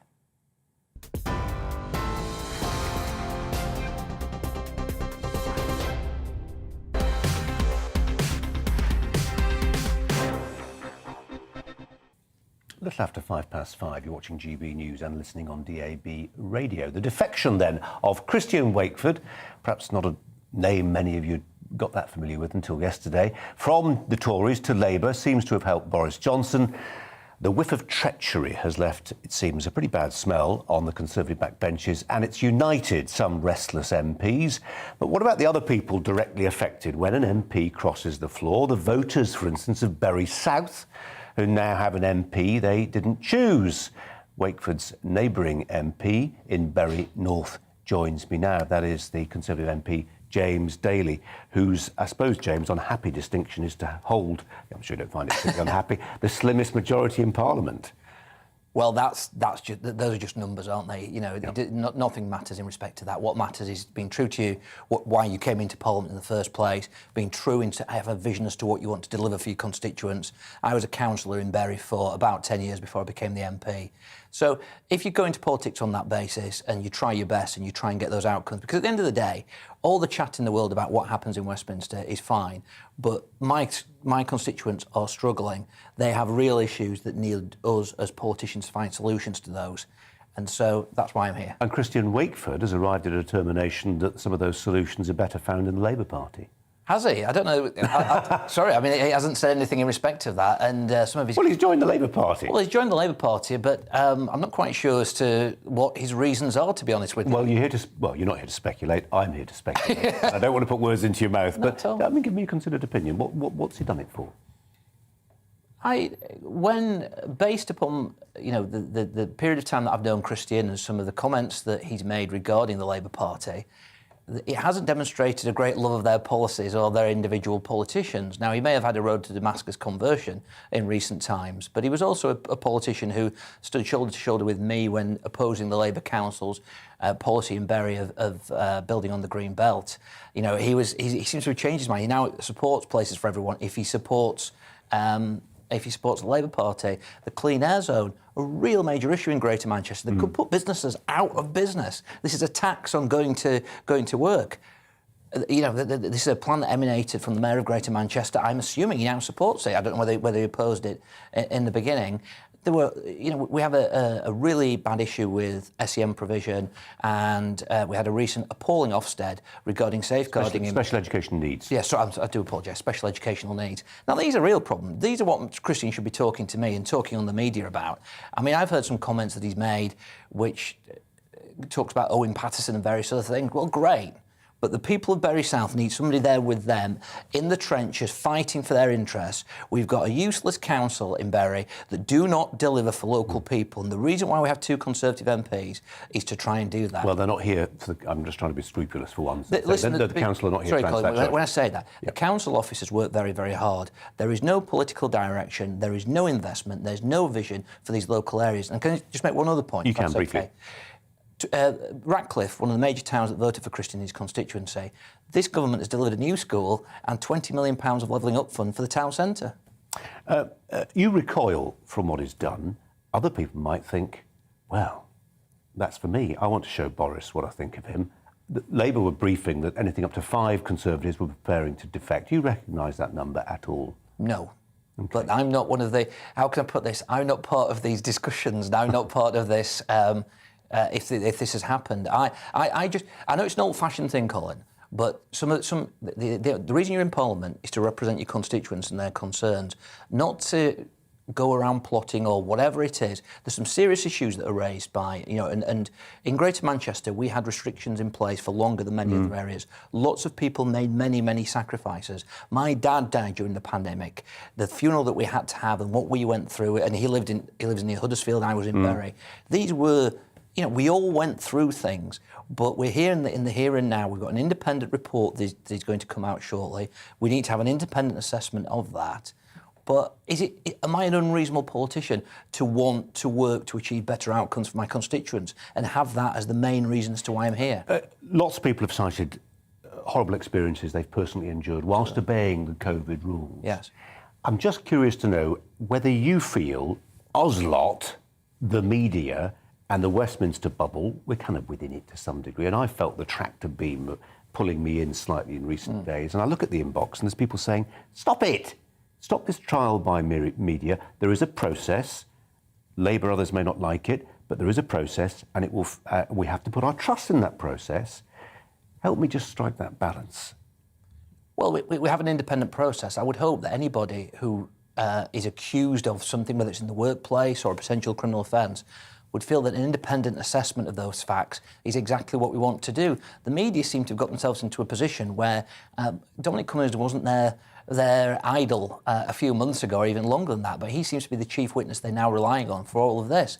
And if it comes down to Dominic Cummings or an independent assessment of the facts as to what went on by Sue Gray, a respected civil servant, I will wait for Sue Gray's views. James Daly, as many of us will too. Really appreciate you coming in. Thanks a lot. Well, earlier this week, the House of Lords, we're staying with politics kind of, voted to make misogyny a hate crime, at least in England and Wales, in one of a series of defeats handed down by peers to the government. The vote passed the House by 242 to 185 votes, a sizable majority. The bill will return to the House of Commons for MPs to have their say. Joining me now, the campaigner Kelly J. Keane. Kelly J., thanks so much for joining us. Some of that parliamentary arithmetic rather hedges away from the subject at hand, which is whether misogyny should be a hate crime. What say you? I don't think we should have hate crimes at all. I think they're not remotely compatible with free speech. So as far as I'm concerned, I'd like all hate crime to disappear and be repealed. I personally have been a victim of hate crime legislation when it came to criticising the charity Mermaids. I was actually interviewed under caution by police for transphobic hate crime, which basically meant I don't think men can be women. So I think hate crimes are really unhelpful. A lot of the women that support this notion of misogyny as a hate crime couldn't actually tell you what a woman is. And so I find that just nonsensical. And then I just wonder what misogyny as a hate crime, what will it actually do to help a single woman in this country? And I can't actually come up with an answer of any good it will Kelly J, do at all. just taking that side of the argument, I suppose the effect it would have would be to increase the tariff. It would exacerbate the crime in the eyes of the sentencing judge, and it would lead to a bigger tariff. If you could demonstrate that somebody was motivated not just by a desire to do you harm, but by a kind of twisted sexism as well, then they go to prison for longer. That's all I can see to it. Well, I think all violent crimes are quite hateful, aren't they? I think if, somebody throws a brick through my window, I've still got a broken window, whether they do it because they dislike me or hate me as a woman, or whether they just fancy throwing a brick through my window. I don't understand why a crime is not just a crime and the be-all and end-all of that crime is the actual crime, rather than what the person was thinking when they committed the crime. Yeah, and a lot of people will share your scepticism. I'm one of them. And, the problem with hate crime, it seems to me, is that it's entirely subjective. It's entirely in the eye of the beholder. This goes all the way back to the Macpherson report that says, if you personally feel that crime that was, your bicycle may have been stolen, but if you feel it was stolen because you're gay, then it becomes not just an act of theft, but a hate crime as well. And you get then the increased tariff that goes with it. Now, the danger of that, of course, is the side effect is people then spend a lot of time, the police spend time pursuing hate crimes when they could be investigating burglaries, etc., etc. Yeah. They seem to love a hate crime, don't they, the police? They love making a non-crime hate incident report. The Miller case covered that. They love arresting women in front of their children for the naughty crime of saying something like men can't be women. I think the fact that the police are so overzealous when it comes to hate crime should be a warning to us all that they really aren't a good thing for any of us. I don't really see why my police force should be tied up. I spent 2 hours in an interview room being asked about tweets. Now, I think if those hate crimes didn't exist, they wouldn't have bothered having me in there. They may have solved some of the antisocial behaviour that is repeatedly happening in most small towns across this country and big cities. I wonder, though, Kelly J, whether you feel the tide is turning. We had the Miller case, didn't we, which touched upon a lot of this and how the police spend their time. There's a Supreme Court ruling. I mean, the Law Commission last year said misogyny as a hate crime would not prevent hostility towards women. I just wonder whether people have had long enough to think about this now, have realised how Kafkaesque it can be at times, and are recoiling from it a bit. Well, I'd hope so. Look, if misogyny doesn't get passed as a hate crime, which I don't think it should, because on principle I don't agree with hate crimes, then I don't really see why transphobia, homophobia, racism, religious intolerance, or all the other supposed protected characteristics should be covered by a hate crime. The only protected group I think there should be some sort of extra tariff would be people with disabilities. So if somebody is seen to be targeting somebody who is vulnerable and clearly not as capable as the rest of us as defending themselves, then I think that should be a layer in sentencing. But for the rest of us, no. A punch in the face is a punch in the face, whatever happens. That's a fantastic, if chilling, end line, if you don't mind me saying. Kelly J. Keane joining us from the best studio in Wiltshire. Thanks very much. There's been another twist in the Djokovic drama. It was revealed that Novak Djokovic, as some tabloids have been calling him, and his wife own an 80% share in a Danish biotech firm dedicated to find a cure for COVID. The tennis superstar and his wife bought a majority stake in Quant Biores, probably mangled that, in June 2020, months into the pandemic. The sports broadcaster and writer Aidan McGee is with me here in the studio. This story rumbles on, Aidan. Doesn't seem to show any sign of ending, does it? I mean, it's interesting, to say the least. Yeah, I saw the story about the biotech firm in Denmark, Quant Biores, as you rightly say. I suppose it's an 80% share, so he's not going into it lightly. That's a controlling interest. His wife, Yelena, is involved in it as well. I mean, the treatment it's a peptide.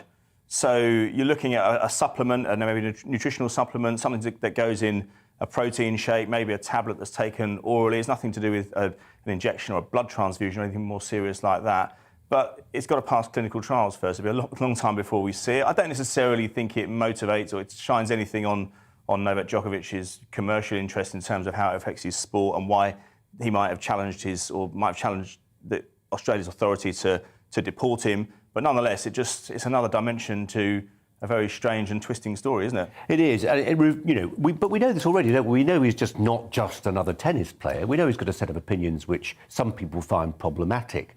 I mean, in a sense, you feel like if this is the transition from Djokovic, the tennis player's life, into Djokovic, a different kind of life, maybe politics, a campaign or politics. Yeah, who knows? There's a legal action now on the table, $6 million. I think he's looking at the Australian tennis. I mean, listen. Let's bookend everything here by saying that we've seen nothing officially coming out of Djokovic's camp. He hasn't spoken since January the 12th on social media when he expressed his regret at the Australian authorities' decision to deport him. Now, I'd be absolutely staggered if he took this any further legally for a variety of reasons. I mean, among the claim, the $6 million that we're talking about, is £2.3 million that he would have won supposedly for winning the tournament. Well, I think Dominic Thiem might have had something to say about that before he got injured and pulled out. I think Rafa Nadal, as a former champion and a 5-time finalist, would have had something to say about that. I think Alexander Zverev would have had something to say about that. They're all guys who, certainly the latter two, are in contention to win this tournament. Also, there's the time. And also, which court here is it? Is it going to be the Court for Arbitration of Sport? Well, I don't think they're going to have a very easy job summoning the Australian government to a case that was decided on unanimously almost. Well, I say unanimously, they changed the rules themselves, didn't they? But a court of opinion was certainly on their side. When Djokovic, as he presumably will, takes to centre court at Wimbledon this summer, what happens? How do the crowd respond? Is it a slow hand clap or a vigorous hand clap or deadly silence? Depends who's in the crowd. I mean, he does have... He doesn't have... I said on one of the shows last week, I was on with Arlene Foster and Michael Portello. The problem Djokovic had is that wherever he goes, he doesn't engender the love that his contemporaries, Rafa Nadal and Roger Federer, have when they go around the world. If you're holding a tournament somewhere in the Middle East and you want to make some money, your first invitation is to Federer and Nadal. Djokovic might be number 3. He does have some commercial value. In England, or certainly in Britain, it would be Andy Murray. However, I do think that... How does he react? I don't know. He's got to hope that the rules are relaxed by then, because he's going to have a problem getting into the French Open. And 3.2 million or 2.3 million pounds in prize money, I don't see how he argues that. There's a time it takes as well. Yes, we saw the case was rushed just because of the start of the tournament on the 17th. But how long is this going to take? Could take a year. Well, I'm sure people will be covering it. You might be one of them, Aidan. Absolutely. Thanks for coming in, Aidan McGee there. Just time now for a look at the weather. Sunshine by day, but clear skies tonight will lead to a fairly hard frost, especially so across the south. Increasing cloud across the north and west means It won't be quite so frosty here. High pressure is dominating across the UK and will keep things dry for most of us through the weekend as well. Around the high pressure, we've seen a few showers coming down the eastern side, and the winds coming in from the northwest will increase the cloud for Northern Ireland this evening, and then across western Scotland and northwest England too. But for most places out there this evening, a frost forming and temperatures really plummeting, particularly across the south through the early hours as we keep the clear skies. We'll be down to -2, -3, even in towns and cities. Rural areas, maybe -5, -6, -7. Not quite so cold across the northwest by morning, because here there will be more cloud. That cloud splitting into North Wales, northwest England as well. But for many, it's a sparkling start again to Friday. Lots of sunshine. That frost should steadily melt through the morning. Much of the south of England, eastern Scotland will stay fine and sunny throughout, but further west generally staying quite cloudy. But most places will be dry. Bit of a breeze in the far northwest where there may be the odd spot of rain, 8 or 9 here. Elsewhere, temperatures generally a touch below average at 5 to 7 Celsius. Through Friday evening, we'll see a bit more cloud, I suspect, pushing into parts of the south and across the far north. The cloud thickening up. There's a weather front here bringing a bit more rain at times to the Highlands, the Western Isles and the Northern Isles, and that's how we start the weekend. And I think we'll keep cloud and rain across westernmost parts of Scotland, but otherwise it's a dry weekend for most. It'll be in the east where we see some breaks in the cloud and a bit of sunshine. Further west and further south, generally quite cloudy skies on Saturday, but most places dry with light winds, and that's how Sunday looks as well. So not a lot of rain around, often cloudy, some places seeing a bit of sunshine and some pockets of morning frost. Bye for now. I'm Dan Wootton. Join me Monday to Thursday from 9 to 11 for the feistiest and most fun news debate on TV, where free speech reigns. I'll bring you a sharp take on the day's biggest stories, bombshell newsmaker interviews, and A-list guests. And I guarantee you, no spin, no bias, no censorship, and no reason to go to bed. That's Dan Wootton Tonight, Monday to Thursdays from 9 on GB News.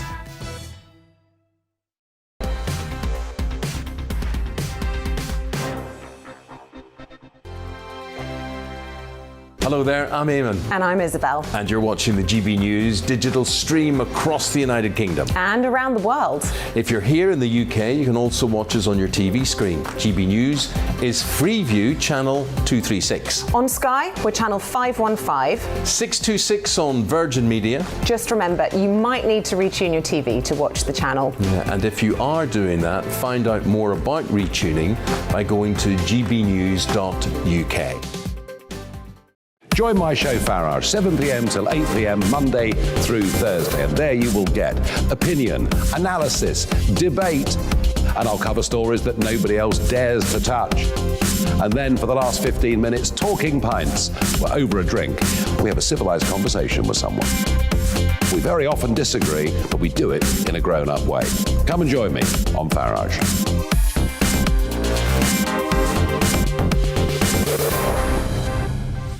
I'm Dan Wootton. Join me Monday to Thursday from 9 to 11 for the feistiest and most fun news debate on TV, where free speech reigns.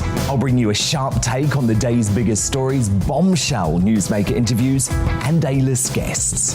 And I guarantee you, no spin, no bias, no censorship, and no reason to go to bed. That's Dan Wootton Tonight, Monday to Thursdays from 9 on GB News. Hello there, I'm Eamon Holmes. And I'm Isabel Webster. And we hope you can join us for Breakfast with Eamon and Isabel. You make me laugh out loud, belly laugh. Is that important first thing in the morning? Yeah, absolutely. And there's me trying to be deadly serious. News is a serious business. Yeah, I have to rein you in sometimes. Well, it doesn't stop us laughing at it. It doesn't stop us having an opinion on what's going on. Yeah. And it certainly will not stop us reflecting what you think. Weekdays from 6 to 9:30 on GB News.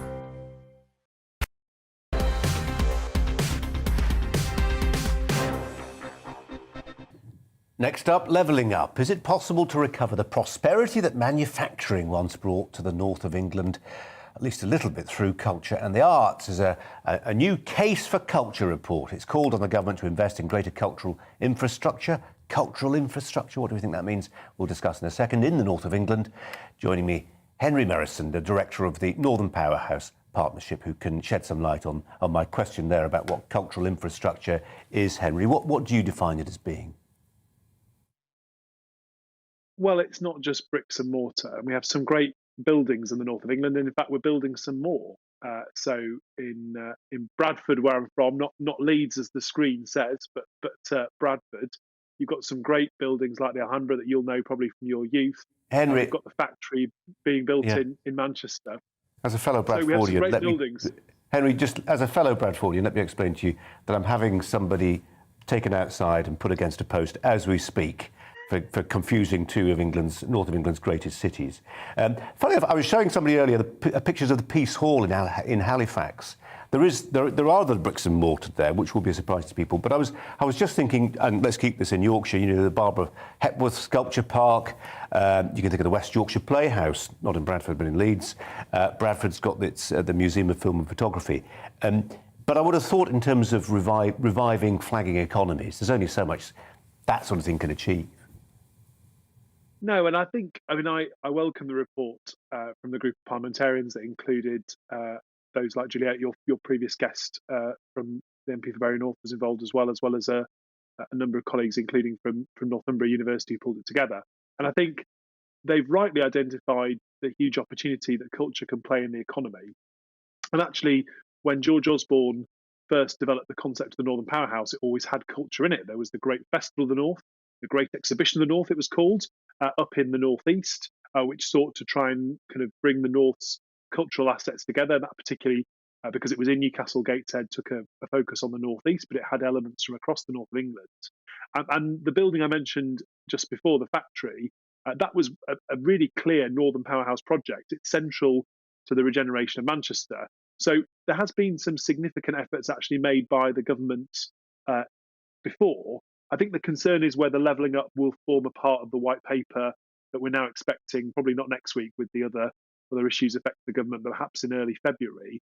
Will culture get the significant role it deserves? Because absolutely it's part of one of the assets of the north of England. I don't take the view that the north of England's all dour and downtrodden. Just because our trains are substandard doesn't mean that we don't have great cultural institutions and that there aren't great things going on. And from Carlisle, where you've got some great cultural institutions, but you've also got across the top of the country this year, the celebration of the anniversary of Hadrian's Wall. You've got some incredible heritage, as well as much more modern cultural art, like the Manchester International Festival that will be formed and be part of the factory building. So you've got stuff that's absolutely current and kind of at the cutting edge of very modern performance art, right back to kind of historical stuff that takes us a long way into our history. And I think that it's not the North hasn't got a deficit; it's got big opportunities in that space.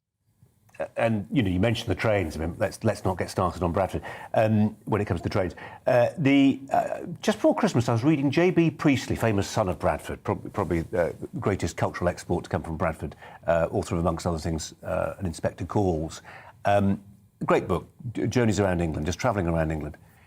He didn't live in Bradford, did he? He left Bradford behind because he couldn't find the work that he needed. At the end of the day, you can have all the culture you want, but if people can't find work, jobs that pay what they need to do what they want with their lives, they won't stick around. It's really interesting, though, and I think there is a role as well as for public funding, and obviously you'll always get a debate about where the public funding goes, and probably not enough of it, even with the kind of rebalancing the Arts Council have done, yet goes to institutions outside of London, and it's not purely just a northern point, but it is a wider point about how we value culture and its exposition in particular. But in Bradford, you have a great collection of Hockney's work, for instance. You've got in one of our great parks, you've got another great Bradfordian. You've got that example. And in the more private kind of funded world, which I was kind of alluding to, a few weeks ago, you had the Manchester Art Fair that brings lots of artists who work in the North, giving them the opportunity to sell their work to other Northerners and people who come from around the country to buy really great Northern art. So, of course, there's the point about public funding and institutions that require a degree of subsidy, like the Hepworth in Wakefield, that's rightly been funded by the local council, has helped underpin some great regeneration in Wakefield, has paid for itself many times over in economic benefits. But that has come at cost to local taxpayers. So whether it's central government, whether it's local government, of course there are public goods we should all want to fund. But there are also elements of artistic practice that are hard to do in London now. If you're an up-and-coming artist, do you really want to have to pay for a house somewhere to live and get and workspace in London? Or do you want to work in somewhere like Manchester? And there are lots of northern artists who are looking for an audience for their work. And that means trying to sell stuff to people who live up here. And actually, that art market is important because it isn't just about public funding. Things like the Manchester International Festival, which came after Commonwealth Games, a great example of how this can be done. And that's led to the factory now happening. That obviously brought global artists to Manchester. It brought attention to Manchester. But sustainably, we need to be making it possible for artists to live and work in the north of England and earn a living. And that is something absolutely that needs to be part of the equation. So I'm really positive about this report, and I think it's the right thing that we're debating. And of course, that Bradford is bidding, along with other northern cities, for City of Culture. You've got to remember that Liverpool and Hull both have really done well out of the City of Culture competition. And there are a number of northern places, of which Bradford's one. I'm sure your endorsement letter is in the post, of course, for that particular bid. I'm sure you'll be a poster child for it. I would hope so. Henry Merrison, sure proving that Bradfordians, if nothing else, Henry, can speak like the Clappers. Thanks very much indeed. Coming up, we're going to be heading over to the United States to take a look at the political climate there, in the company of somebody who's got a really big profile online. But first, we bring you the day's latest news headlines with Polly.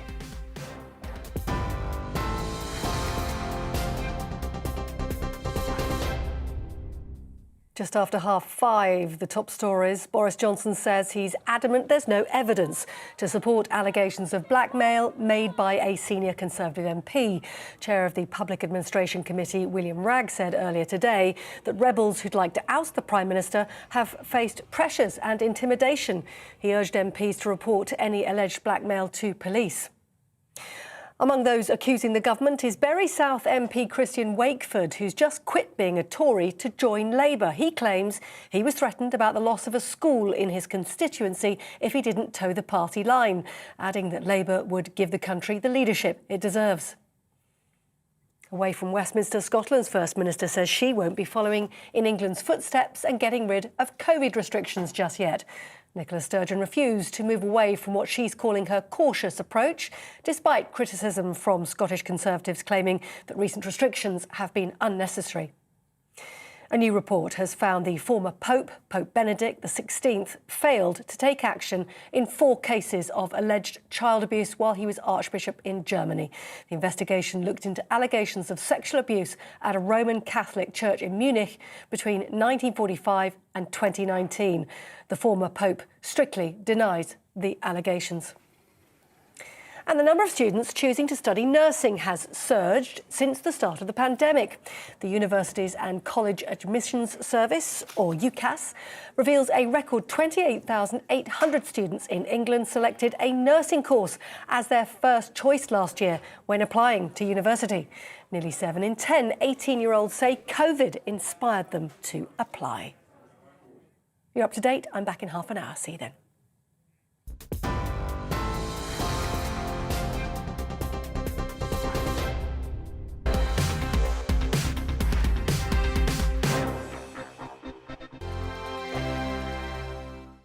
Hello there, I'm Eamon. And I'm Isabel. And you're watching the GB News digital stream across the United Kingdom. And around the world. If you're here in the UK, you can also watch us on your TV screen. GB News is Freeview channel 236. On Sky, we're channel 515. 626 on Virgin Media. Just remember, you might need to retune your TV to watch the channel. Yeah, and if you are doing that, find out more about retuning by going to gbnews.uk. Join my show Farage, 7 p.m. till 8 p.m. Monday through Thursday. And there you will get opinion, analysis, debate, and I'll cover stories that nobody else dares to touch. And then for the last 15 minutes, talking pints. We're over a drink. We have a civilized conversation with someone. We very often disagree, but we do it in a grown-up way. Come and join me on Farage.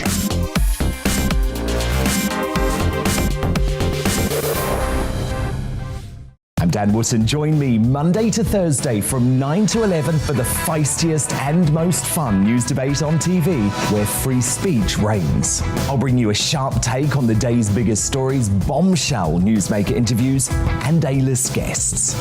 And I guarantee you, no spin, no bias, no censorship, and no reason to go to bed. That's Dan Wootton Tonight, Monday to Thursdays from 9 on GB News. Hello there, I'm Eamon Holmes. And I'm Isabel Webster. And we hope you can join us for Breakfast with Eamon. And Isabel. You make me laugh out loud, belly laugh. Is that important first thing in the morning? Yeah, absolutely. And there's me trying to be deadly serious. News is a serious business. Yeah, I have to rein you in sometimes. Well, it doesn't stop us laughing at it. It doesn't stop us having an opinion on what's going on. Yeah. And it certainly will not stop us reflecting what you think. Weekdays from 6 to 9:30 on GB News.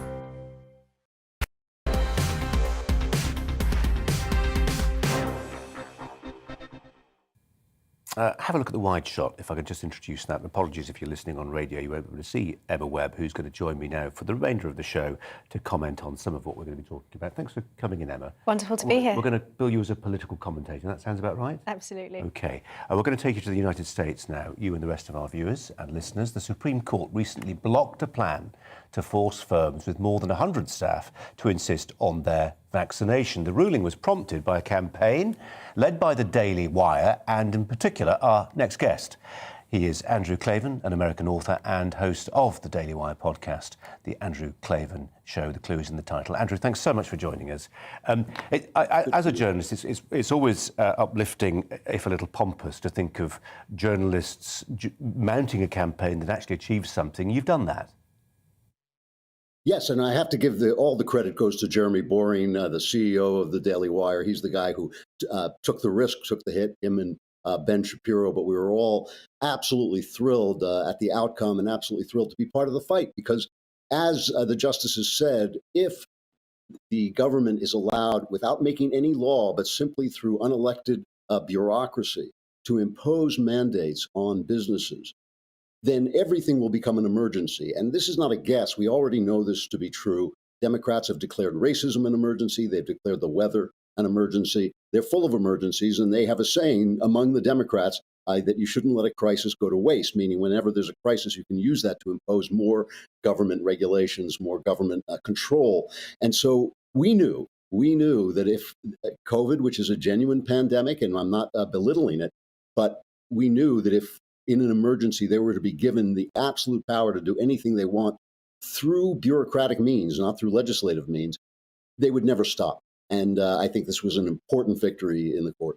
And really important, not just in America, but I mean globally, because there is a raging global debate about the extent to which you can make mandatory efforts to curb the spread of COVID, and whether that's in Austria saying, have the jab, or we're going to fine you. Places like Greece and Italy contemplating it. The European Union boss recently said we need to think hard about it. This is a very, no pun intended, it's a very live debate, isn't it? It is, and I think when you look at it, and I want you to know that I'm vaccinated. I'm not somebody, as I say, who belittles this situation. But I think when you look at it, the disease has caused about 15% of the misery that we've experienced, and the governments have caused about 85%. The shutting down the economy has destroyed so many small businesses and shifted wealth to the wealthiest people from people who couldn't afford it. Closing schools has been a psychological disaster to our children. Masking children has been an absolute act of brutality. So much of the misery that has come out of this pandemic is not because of the pandemic. It's because of government action. And every time I see a newspaper headline saying, oh, the pandemic has caused this in the economy or that in businesses or that in psychology, it's really not the pandemic that's causing it. It's government ineptitude and the fact that the governments of the West have not dealt with us like a free people, informing us of what they know and asking us to do what they thought was best. They've instead tried to cram their regulations down our throats. And it's been a disaster. It has made things absolutely worse than they would have been had the government done essentially nothing besides help the pharma companies develop a vaccine. Andrew, you can't know this, but I can see, I'm told, that Dr. Kate Goodman, who's about to come onto the show to talk about why she as a doctor, like you, believes in the science of vaccination, not a denier in that sense, but she's somebody who's declined to have the jab.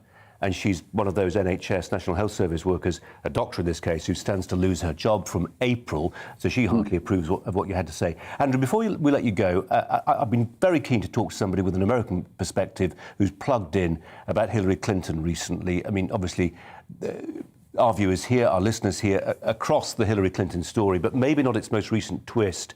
Is she really ready for a political resurrection? Could she have another tilt at the White House?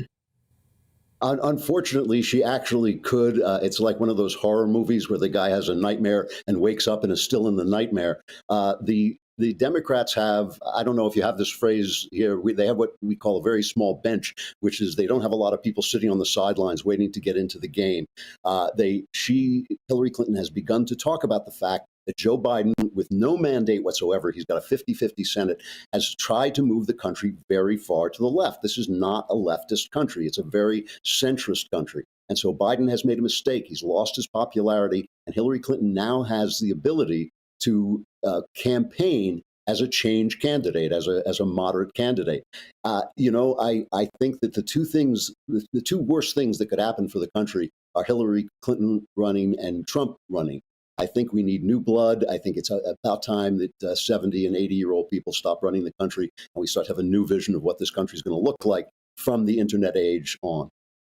Andrew Clavin, really good to talk to you and really appreciate you joining us today. Thanks ever so much. Andrew Clavin there. Do follow him at the Daily Wire if you wish. Just a thought from Emma Webb on Hillary Clinton. Could she really? I mean, and how does it matter to us? It's very easy to imagine, and I think it matters to us immensely, as we saw only with Afghanistan. The decisions of the American president have an enormous impact. Well, she's a former foreign secretary, but she might make some of the right decisions. Oh, and not off. She might make some really terrible ones. And I think, he's absolutely right that America doesn't need another Groundhog Day. Stagnating politics in the US really affects us. And what we've seen in the last year is a plummeting of President Biden's opinion ratings amongst the American public. His legislation, his domestic agenda has stalled horribly, and he's only got a very, very small margin in Congress, which means that he's overpromised and is under-delivering to the American public.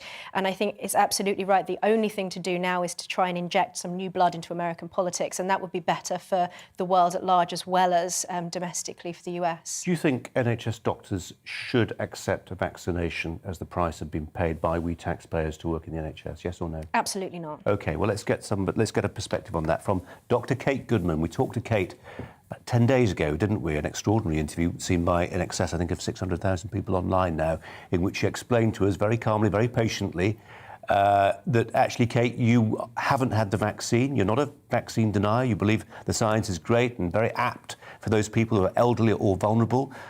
You just haven't caught it. You'd worked on a COVID ward for a year, but you stand to lose your job from April the 1st. And am I right in saying that there are thousands of NHS staff now who, if they don't get their first of 2 jabs in the next fortnight or so, that's it? I mean, the clock is then ticking. They can't squeeze the jabs in before the beginning of April. Yes. Hi, Colin. Thanks so much for inviting me back. Yes, no, that's correct. It's 2 weeks today. So the 3rd of February is the deadline for having your first dose. That's the last date that any of us can have the first dose of the vaccine before the mandate is brought in. And then after that, I think the NHS management have been instructed to start the dismissal process. And it's just, I mean, it's the quantum, it's the numbers. It's 80, 90,000 NH staff in a National Health Service that is struggling to attract people. I mean, I know we've got a story today saying there are more student nurses coming down the track, but that's years away. Do you think they'll really go through? Absolutely. I don't know. I'm hopeful that they'll U-turn, they'll rescind it, but I don't know.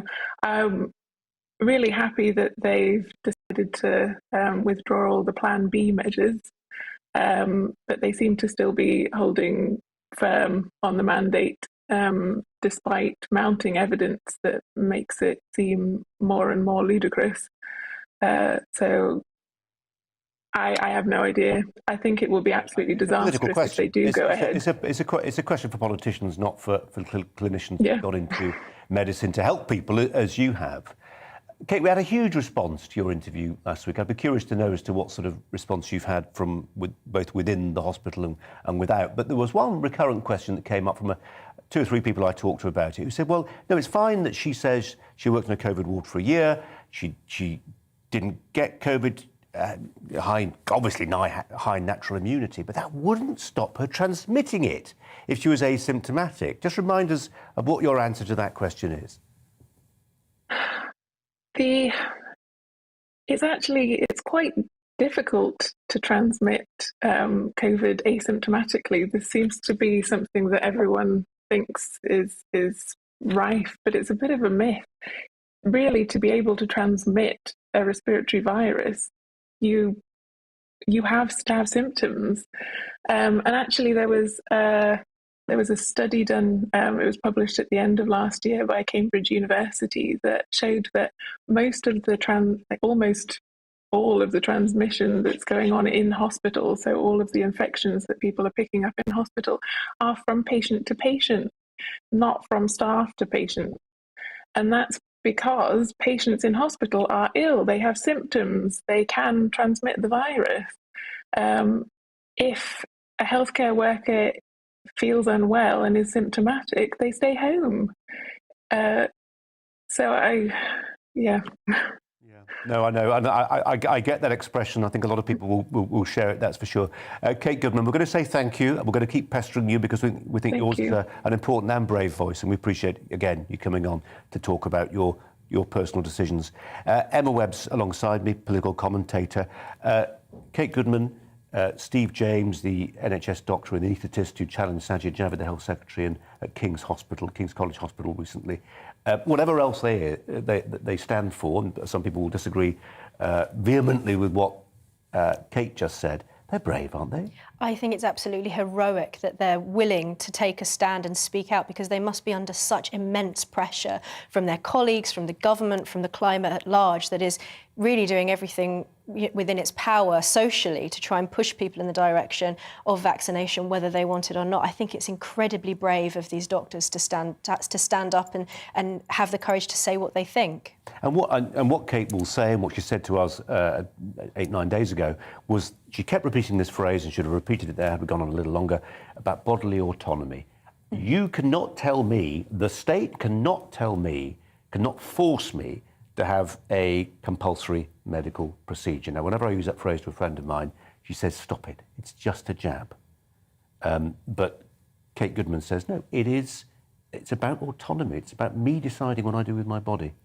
Well, bodily autonomy is the foundation of medical consent, and so you would hope that actually doctors would ethically be very sensitive to the issue of bodily autonomy. For me, this has been the issue, the fundamental issue from the very beginning, and that's why I've been worried about the levels of coercion, not only to adults but also to children around the jab. So this is something that is really very concerning, and you can't have a system with medical consent overall. And the point is that this sets a dangerous precedent that affects other areas as well. It's not just limited to the vaccines. I'm always slightly reluctant to ask this question because people wanted answering, but it's got nothing to do with us. And actually, you should be able to have an opinion whether it's true or not. Have you had a jab?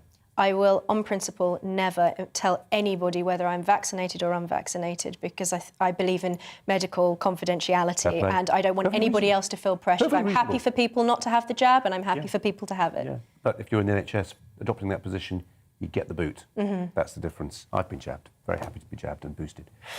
A study from Norway has found that rich people are less likely to donate to charity. The study analysed data from 46,000 people across 67 countries and also suggested that those from lower socioeconomic backgrounds had stronger, the phrase they used was moral identities. I'm not entirely sure what that means. Let's discuss this story. The director of Affinity is a partnership of churches and Christian organisations in the UK. That is Graham Nichols. Graham, welcome to you. What did you make of this study?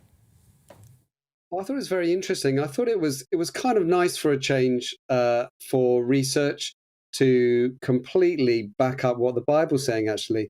There's a great, it's a kind of a proverb, but it's in actually the book of Ecclesiastes written by Solomon, where he says, whoever has wealth never has enough wealth. Whoever has money never has enough money. And that idea that however much you have, you always want more. So I think it tends to be that in the world that we live in, that people who amass money want more money. There's a ruthlessness to acquiring money, and so that ruthlessness tends to make us a bit less charitable. So I think Graham, I just wonder, observation. is there a particular problem with the acquisition of wealth?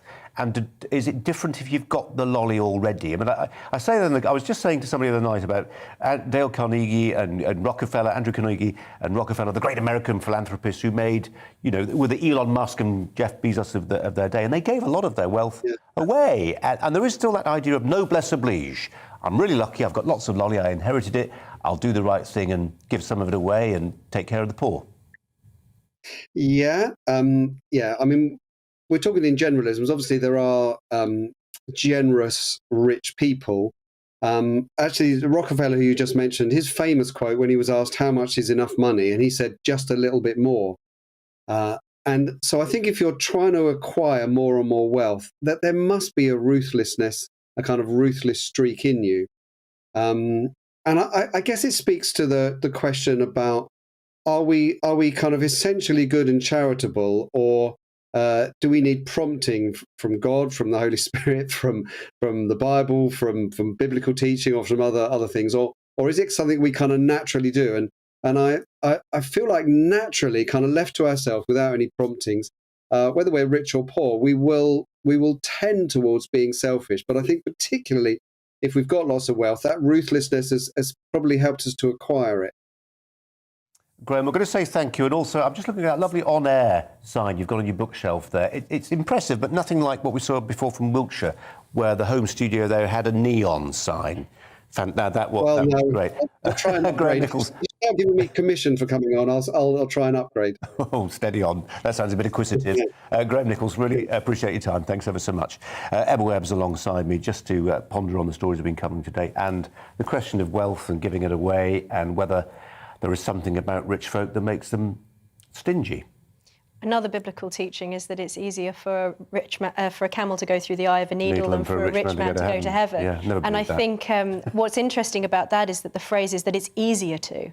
So I wonder whether, when looking at the findings of this study, it was only a very marginal difference between the rich and poor in different socioeconomic brackets carved up in different ways, whether actually it might be that people who have less in worldly possessions have different priorities because they are, their wealth comes from the people around them, whereas maybe the reason why the phrase is that it's easier is that actually perhaps it's more difficult for people who have lots of possessions and lots of wealth to have their priorities right. This study's come from Norway. I'm not sure, is it Norway? It's certainly a Scandinavian country, I think, where the universal basic income has been tried out. This idea that, it's not a benefit, everybody gets the money. Just for being alive, you get there'll be some people, the sort of Gordon Gekko Thatcherites of the world, who say, greed is good, you need a driver. I think I can certainly be sympathetic to that point of view that says the desire, let's call it greed, to accumulate wealth from nothing sometimes is a fantastic generator of wealth. Wealth doesn't grow on trees. There isn't a finite amount of money in our economy. It is grown by individuals and businesses. I'm not saying we celebrate greed. It's got great downsides, but actually we sort of need it a bit. I don't think a vice can be good. I don't think in terms of it being a means to an end, but I do think that you can acquire wealth for good purposes and with good intentions. And so there are many people who have acquired a lot of wealth because they're doing good at what it is that they do, whether it's in business or in the creative industries, and they use that money for philanthropy and to do good and to support good things. And that's not greed, but it is acquisitiveness. We're going to see you next week, I know. We're going to say thank you for now, because I want to squeeze in this email before. We've got about a minute left, so just time for this email. It's an unusual one. David emails in to say, my wife and I would like to acknowledge your wonderful channel. Thank you, David and wife and spouse. With a wonderful content. We live in Kenya and we watch daily. We also very much enjoyed the content about persecuted Christians. You have become, wait for it, the new BBC World Service to us and friends in our village. We'll take that, David, as a compliment and in the spirit in which it was attended. Jubes & Co. next. Sunshine by day, but clear skies tonight will lead to a fairly hard frost, especially so across the south. Increasing cloud across the north and west means it won't be quite so frosty here. High pressure is dominating across the UK. We'll keep things dry for most of us through the weekend as well. Around the high pressure, we've seen a few showers coming down the eastern side, and the winds coming in from the northwest will increase the cloud for Northern Ireland this evening, and then across western Scotland and northwest England too. But for most places out there this evening, a frost forming and temperatures really plummeting, particularly across the south through the early hours as we keep the clear skies. We'll be down to -2, -3, even in towns and cities. Rural areas, maybe -5, -6, -7. Not quite so cold across the northwest by morning, because here there will be more cloud. That cloud splitting into North Wales, northwest England as well. But for many, it's a sparkling start again to Friday. Lots of sunshine. That frost should steadily melt through the morning.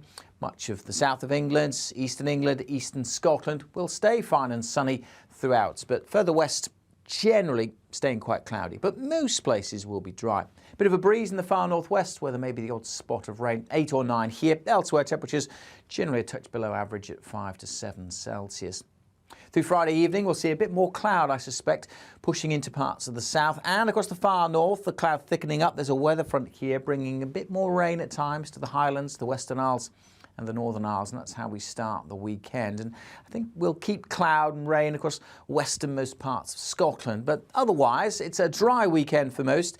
It'll be in the east where we see some breaks in the cloud and a bit of sunshine. Further west and further south, generally quite cloudy skies on Saturday, but most places dry with light winds, and that's how Sunday looks as well. So not a lot of rain around, often cloudy, some places seeing a bit of sunshine and some pockets of morning frost. Bye for now. Join me, Nana Akua, on Fridays, Saturdays and Sunday afternoons here on GB News. Expect fiery debate and passionate discussion as my panel and I take on some of the top stories hitting the headlines. You can look up the statistics. No, you look it up. I hug everyone. We learn from it and try and move on. That's it. Opinion is at the heart of the show. It's a place for open and frank conversation, but without the fear of cancellation. So join me here on GB News on Friday, Saturday and Sunday afternoons between 4 and 6 p.m.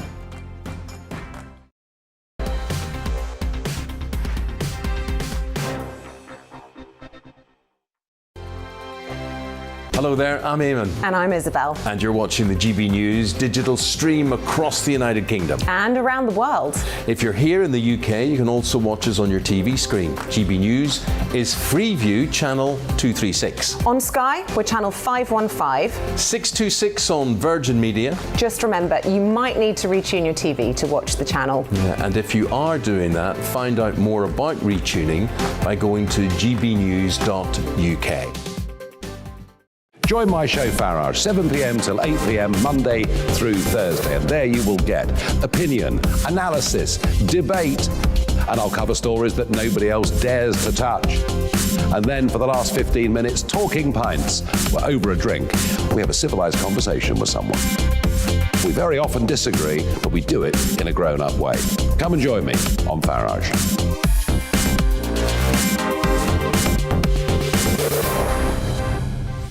I'm Dan Wootton. Join me Monday to Thursday from 9 to 11 for the feistiest and most fun news debate on TV, where free speech reigns. I'll bring you a sharp take on the day's biggest stories, bombshell newsmaker interviews, and A-list guests.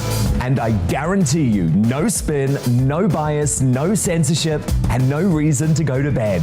That's Dan Wootton tonight, Monday to Thursdays from 9 on GB News.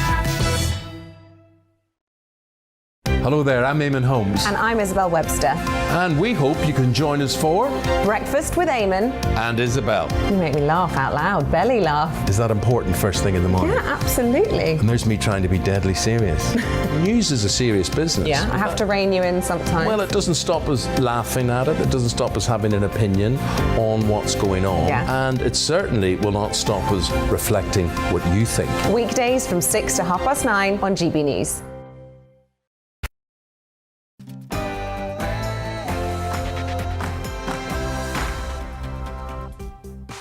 Hello there, I'm Michelle Dewberry. It's 6 o'clock and this is Dubes & Co, the show where we'll get into the things that have got you talking today, and there's a lot, I can tell you. We've got a packed show coming up.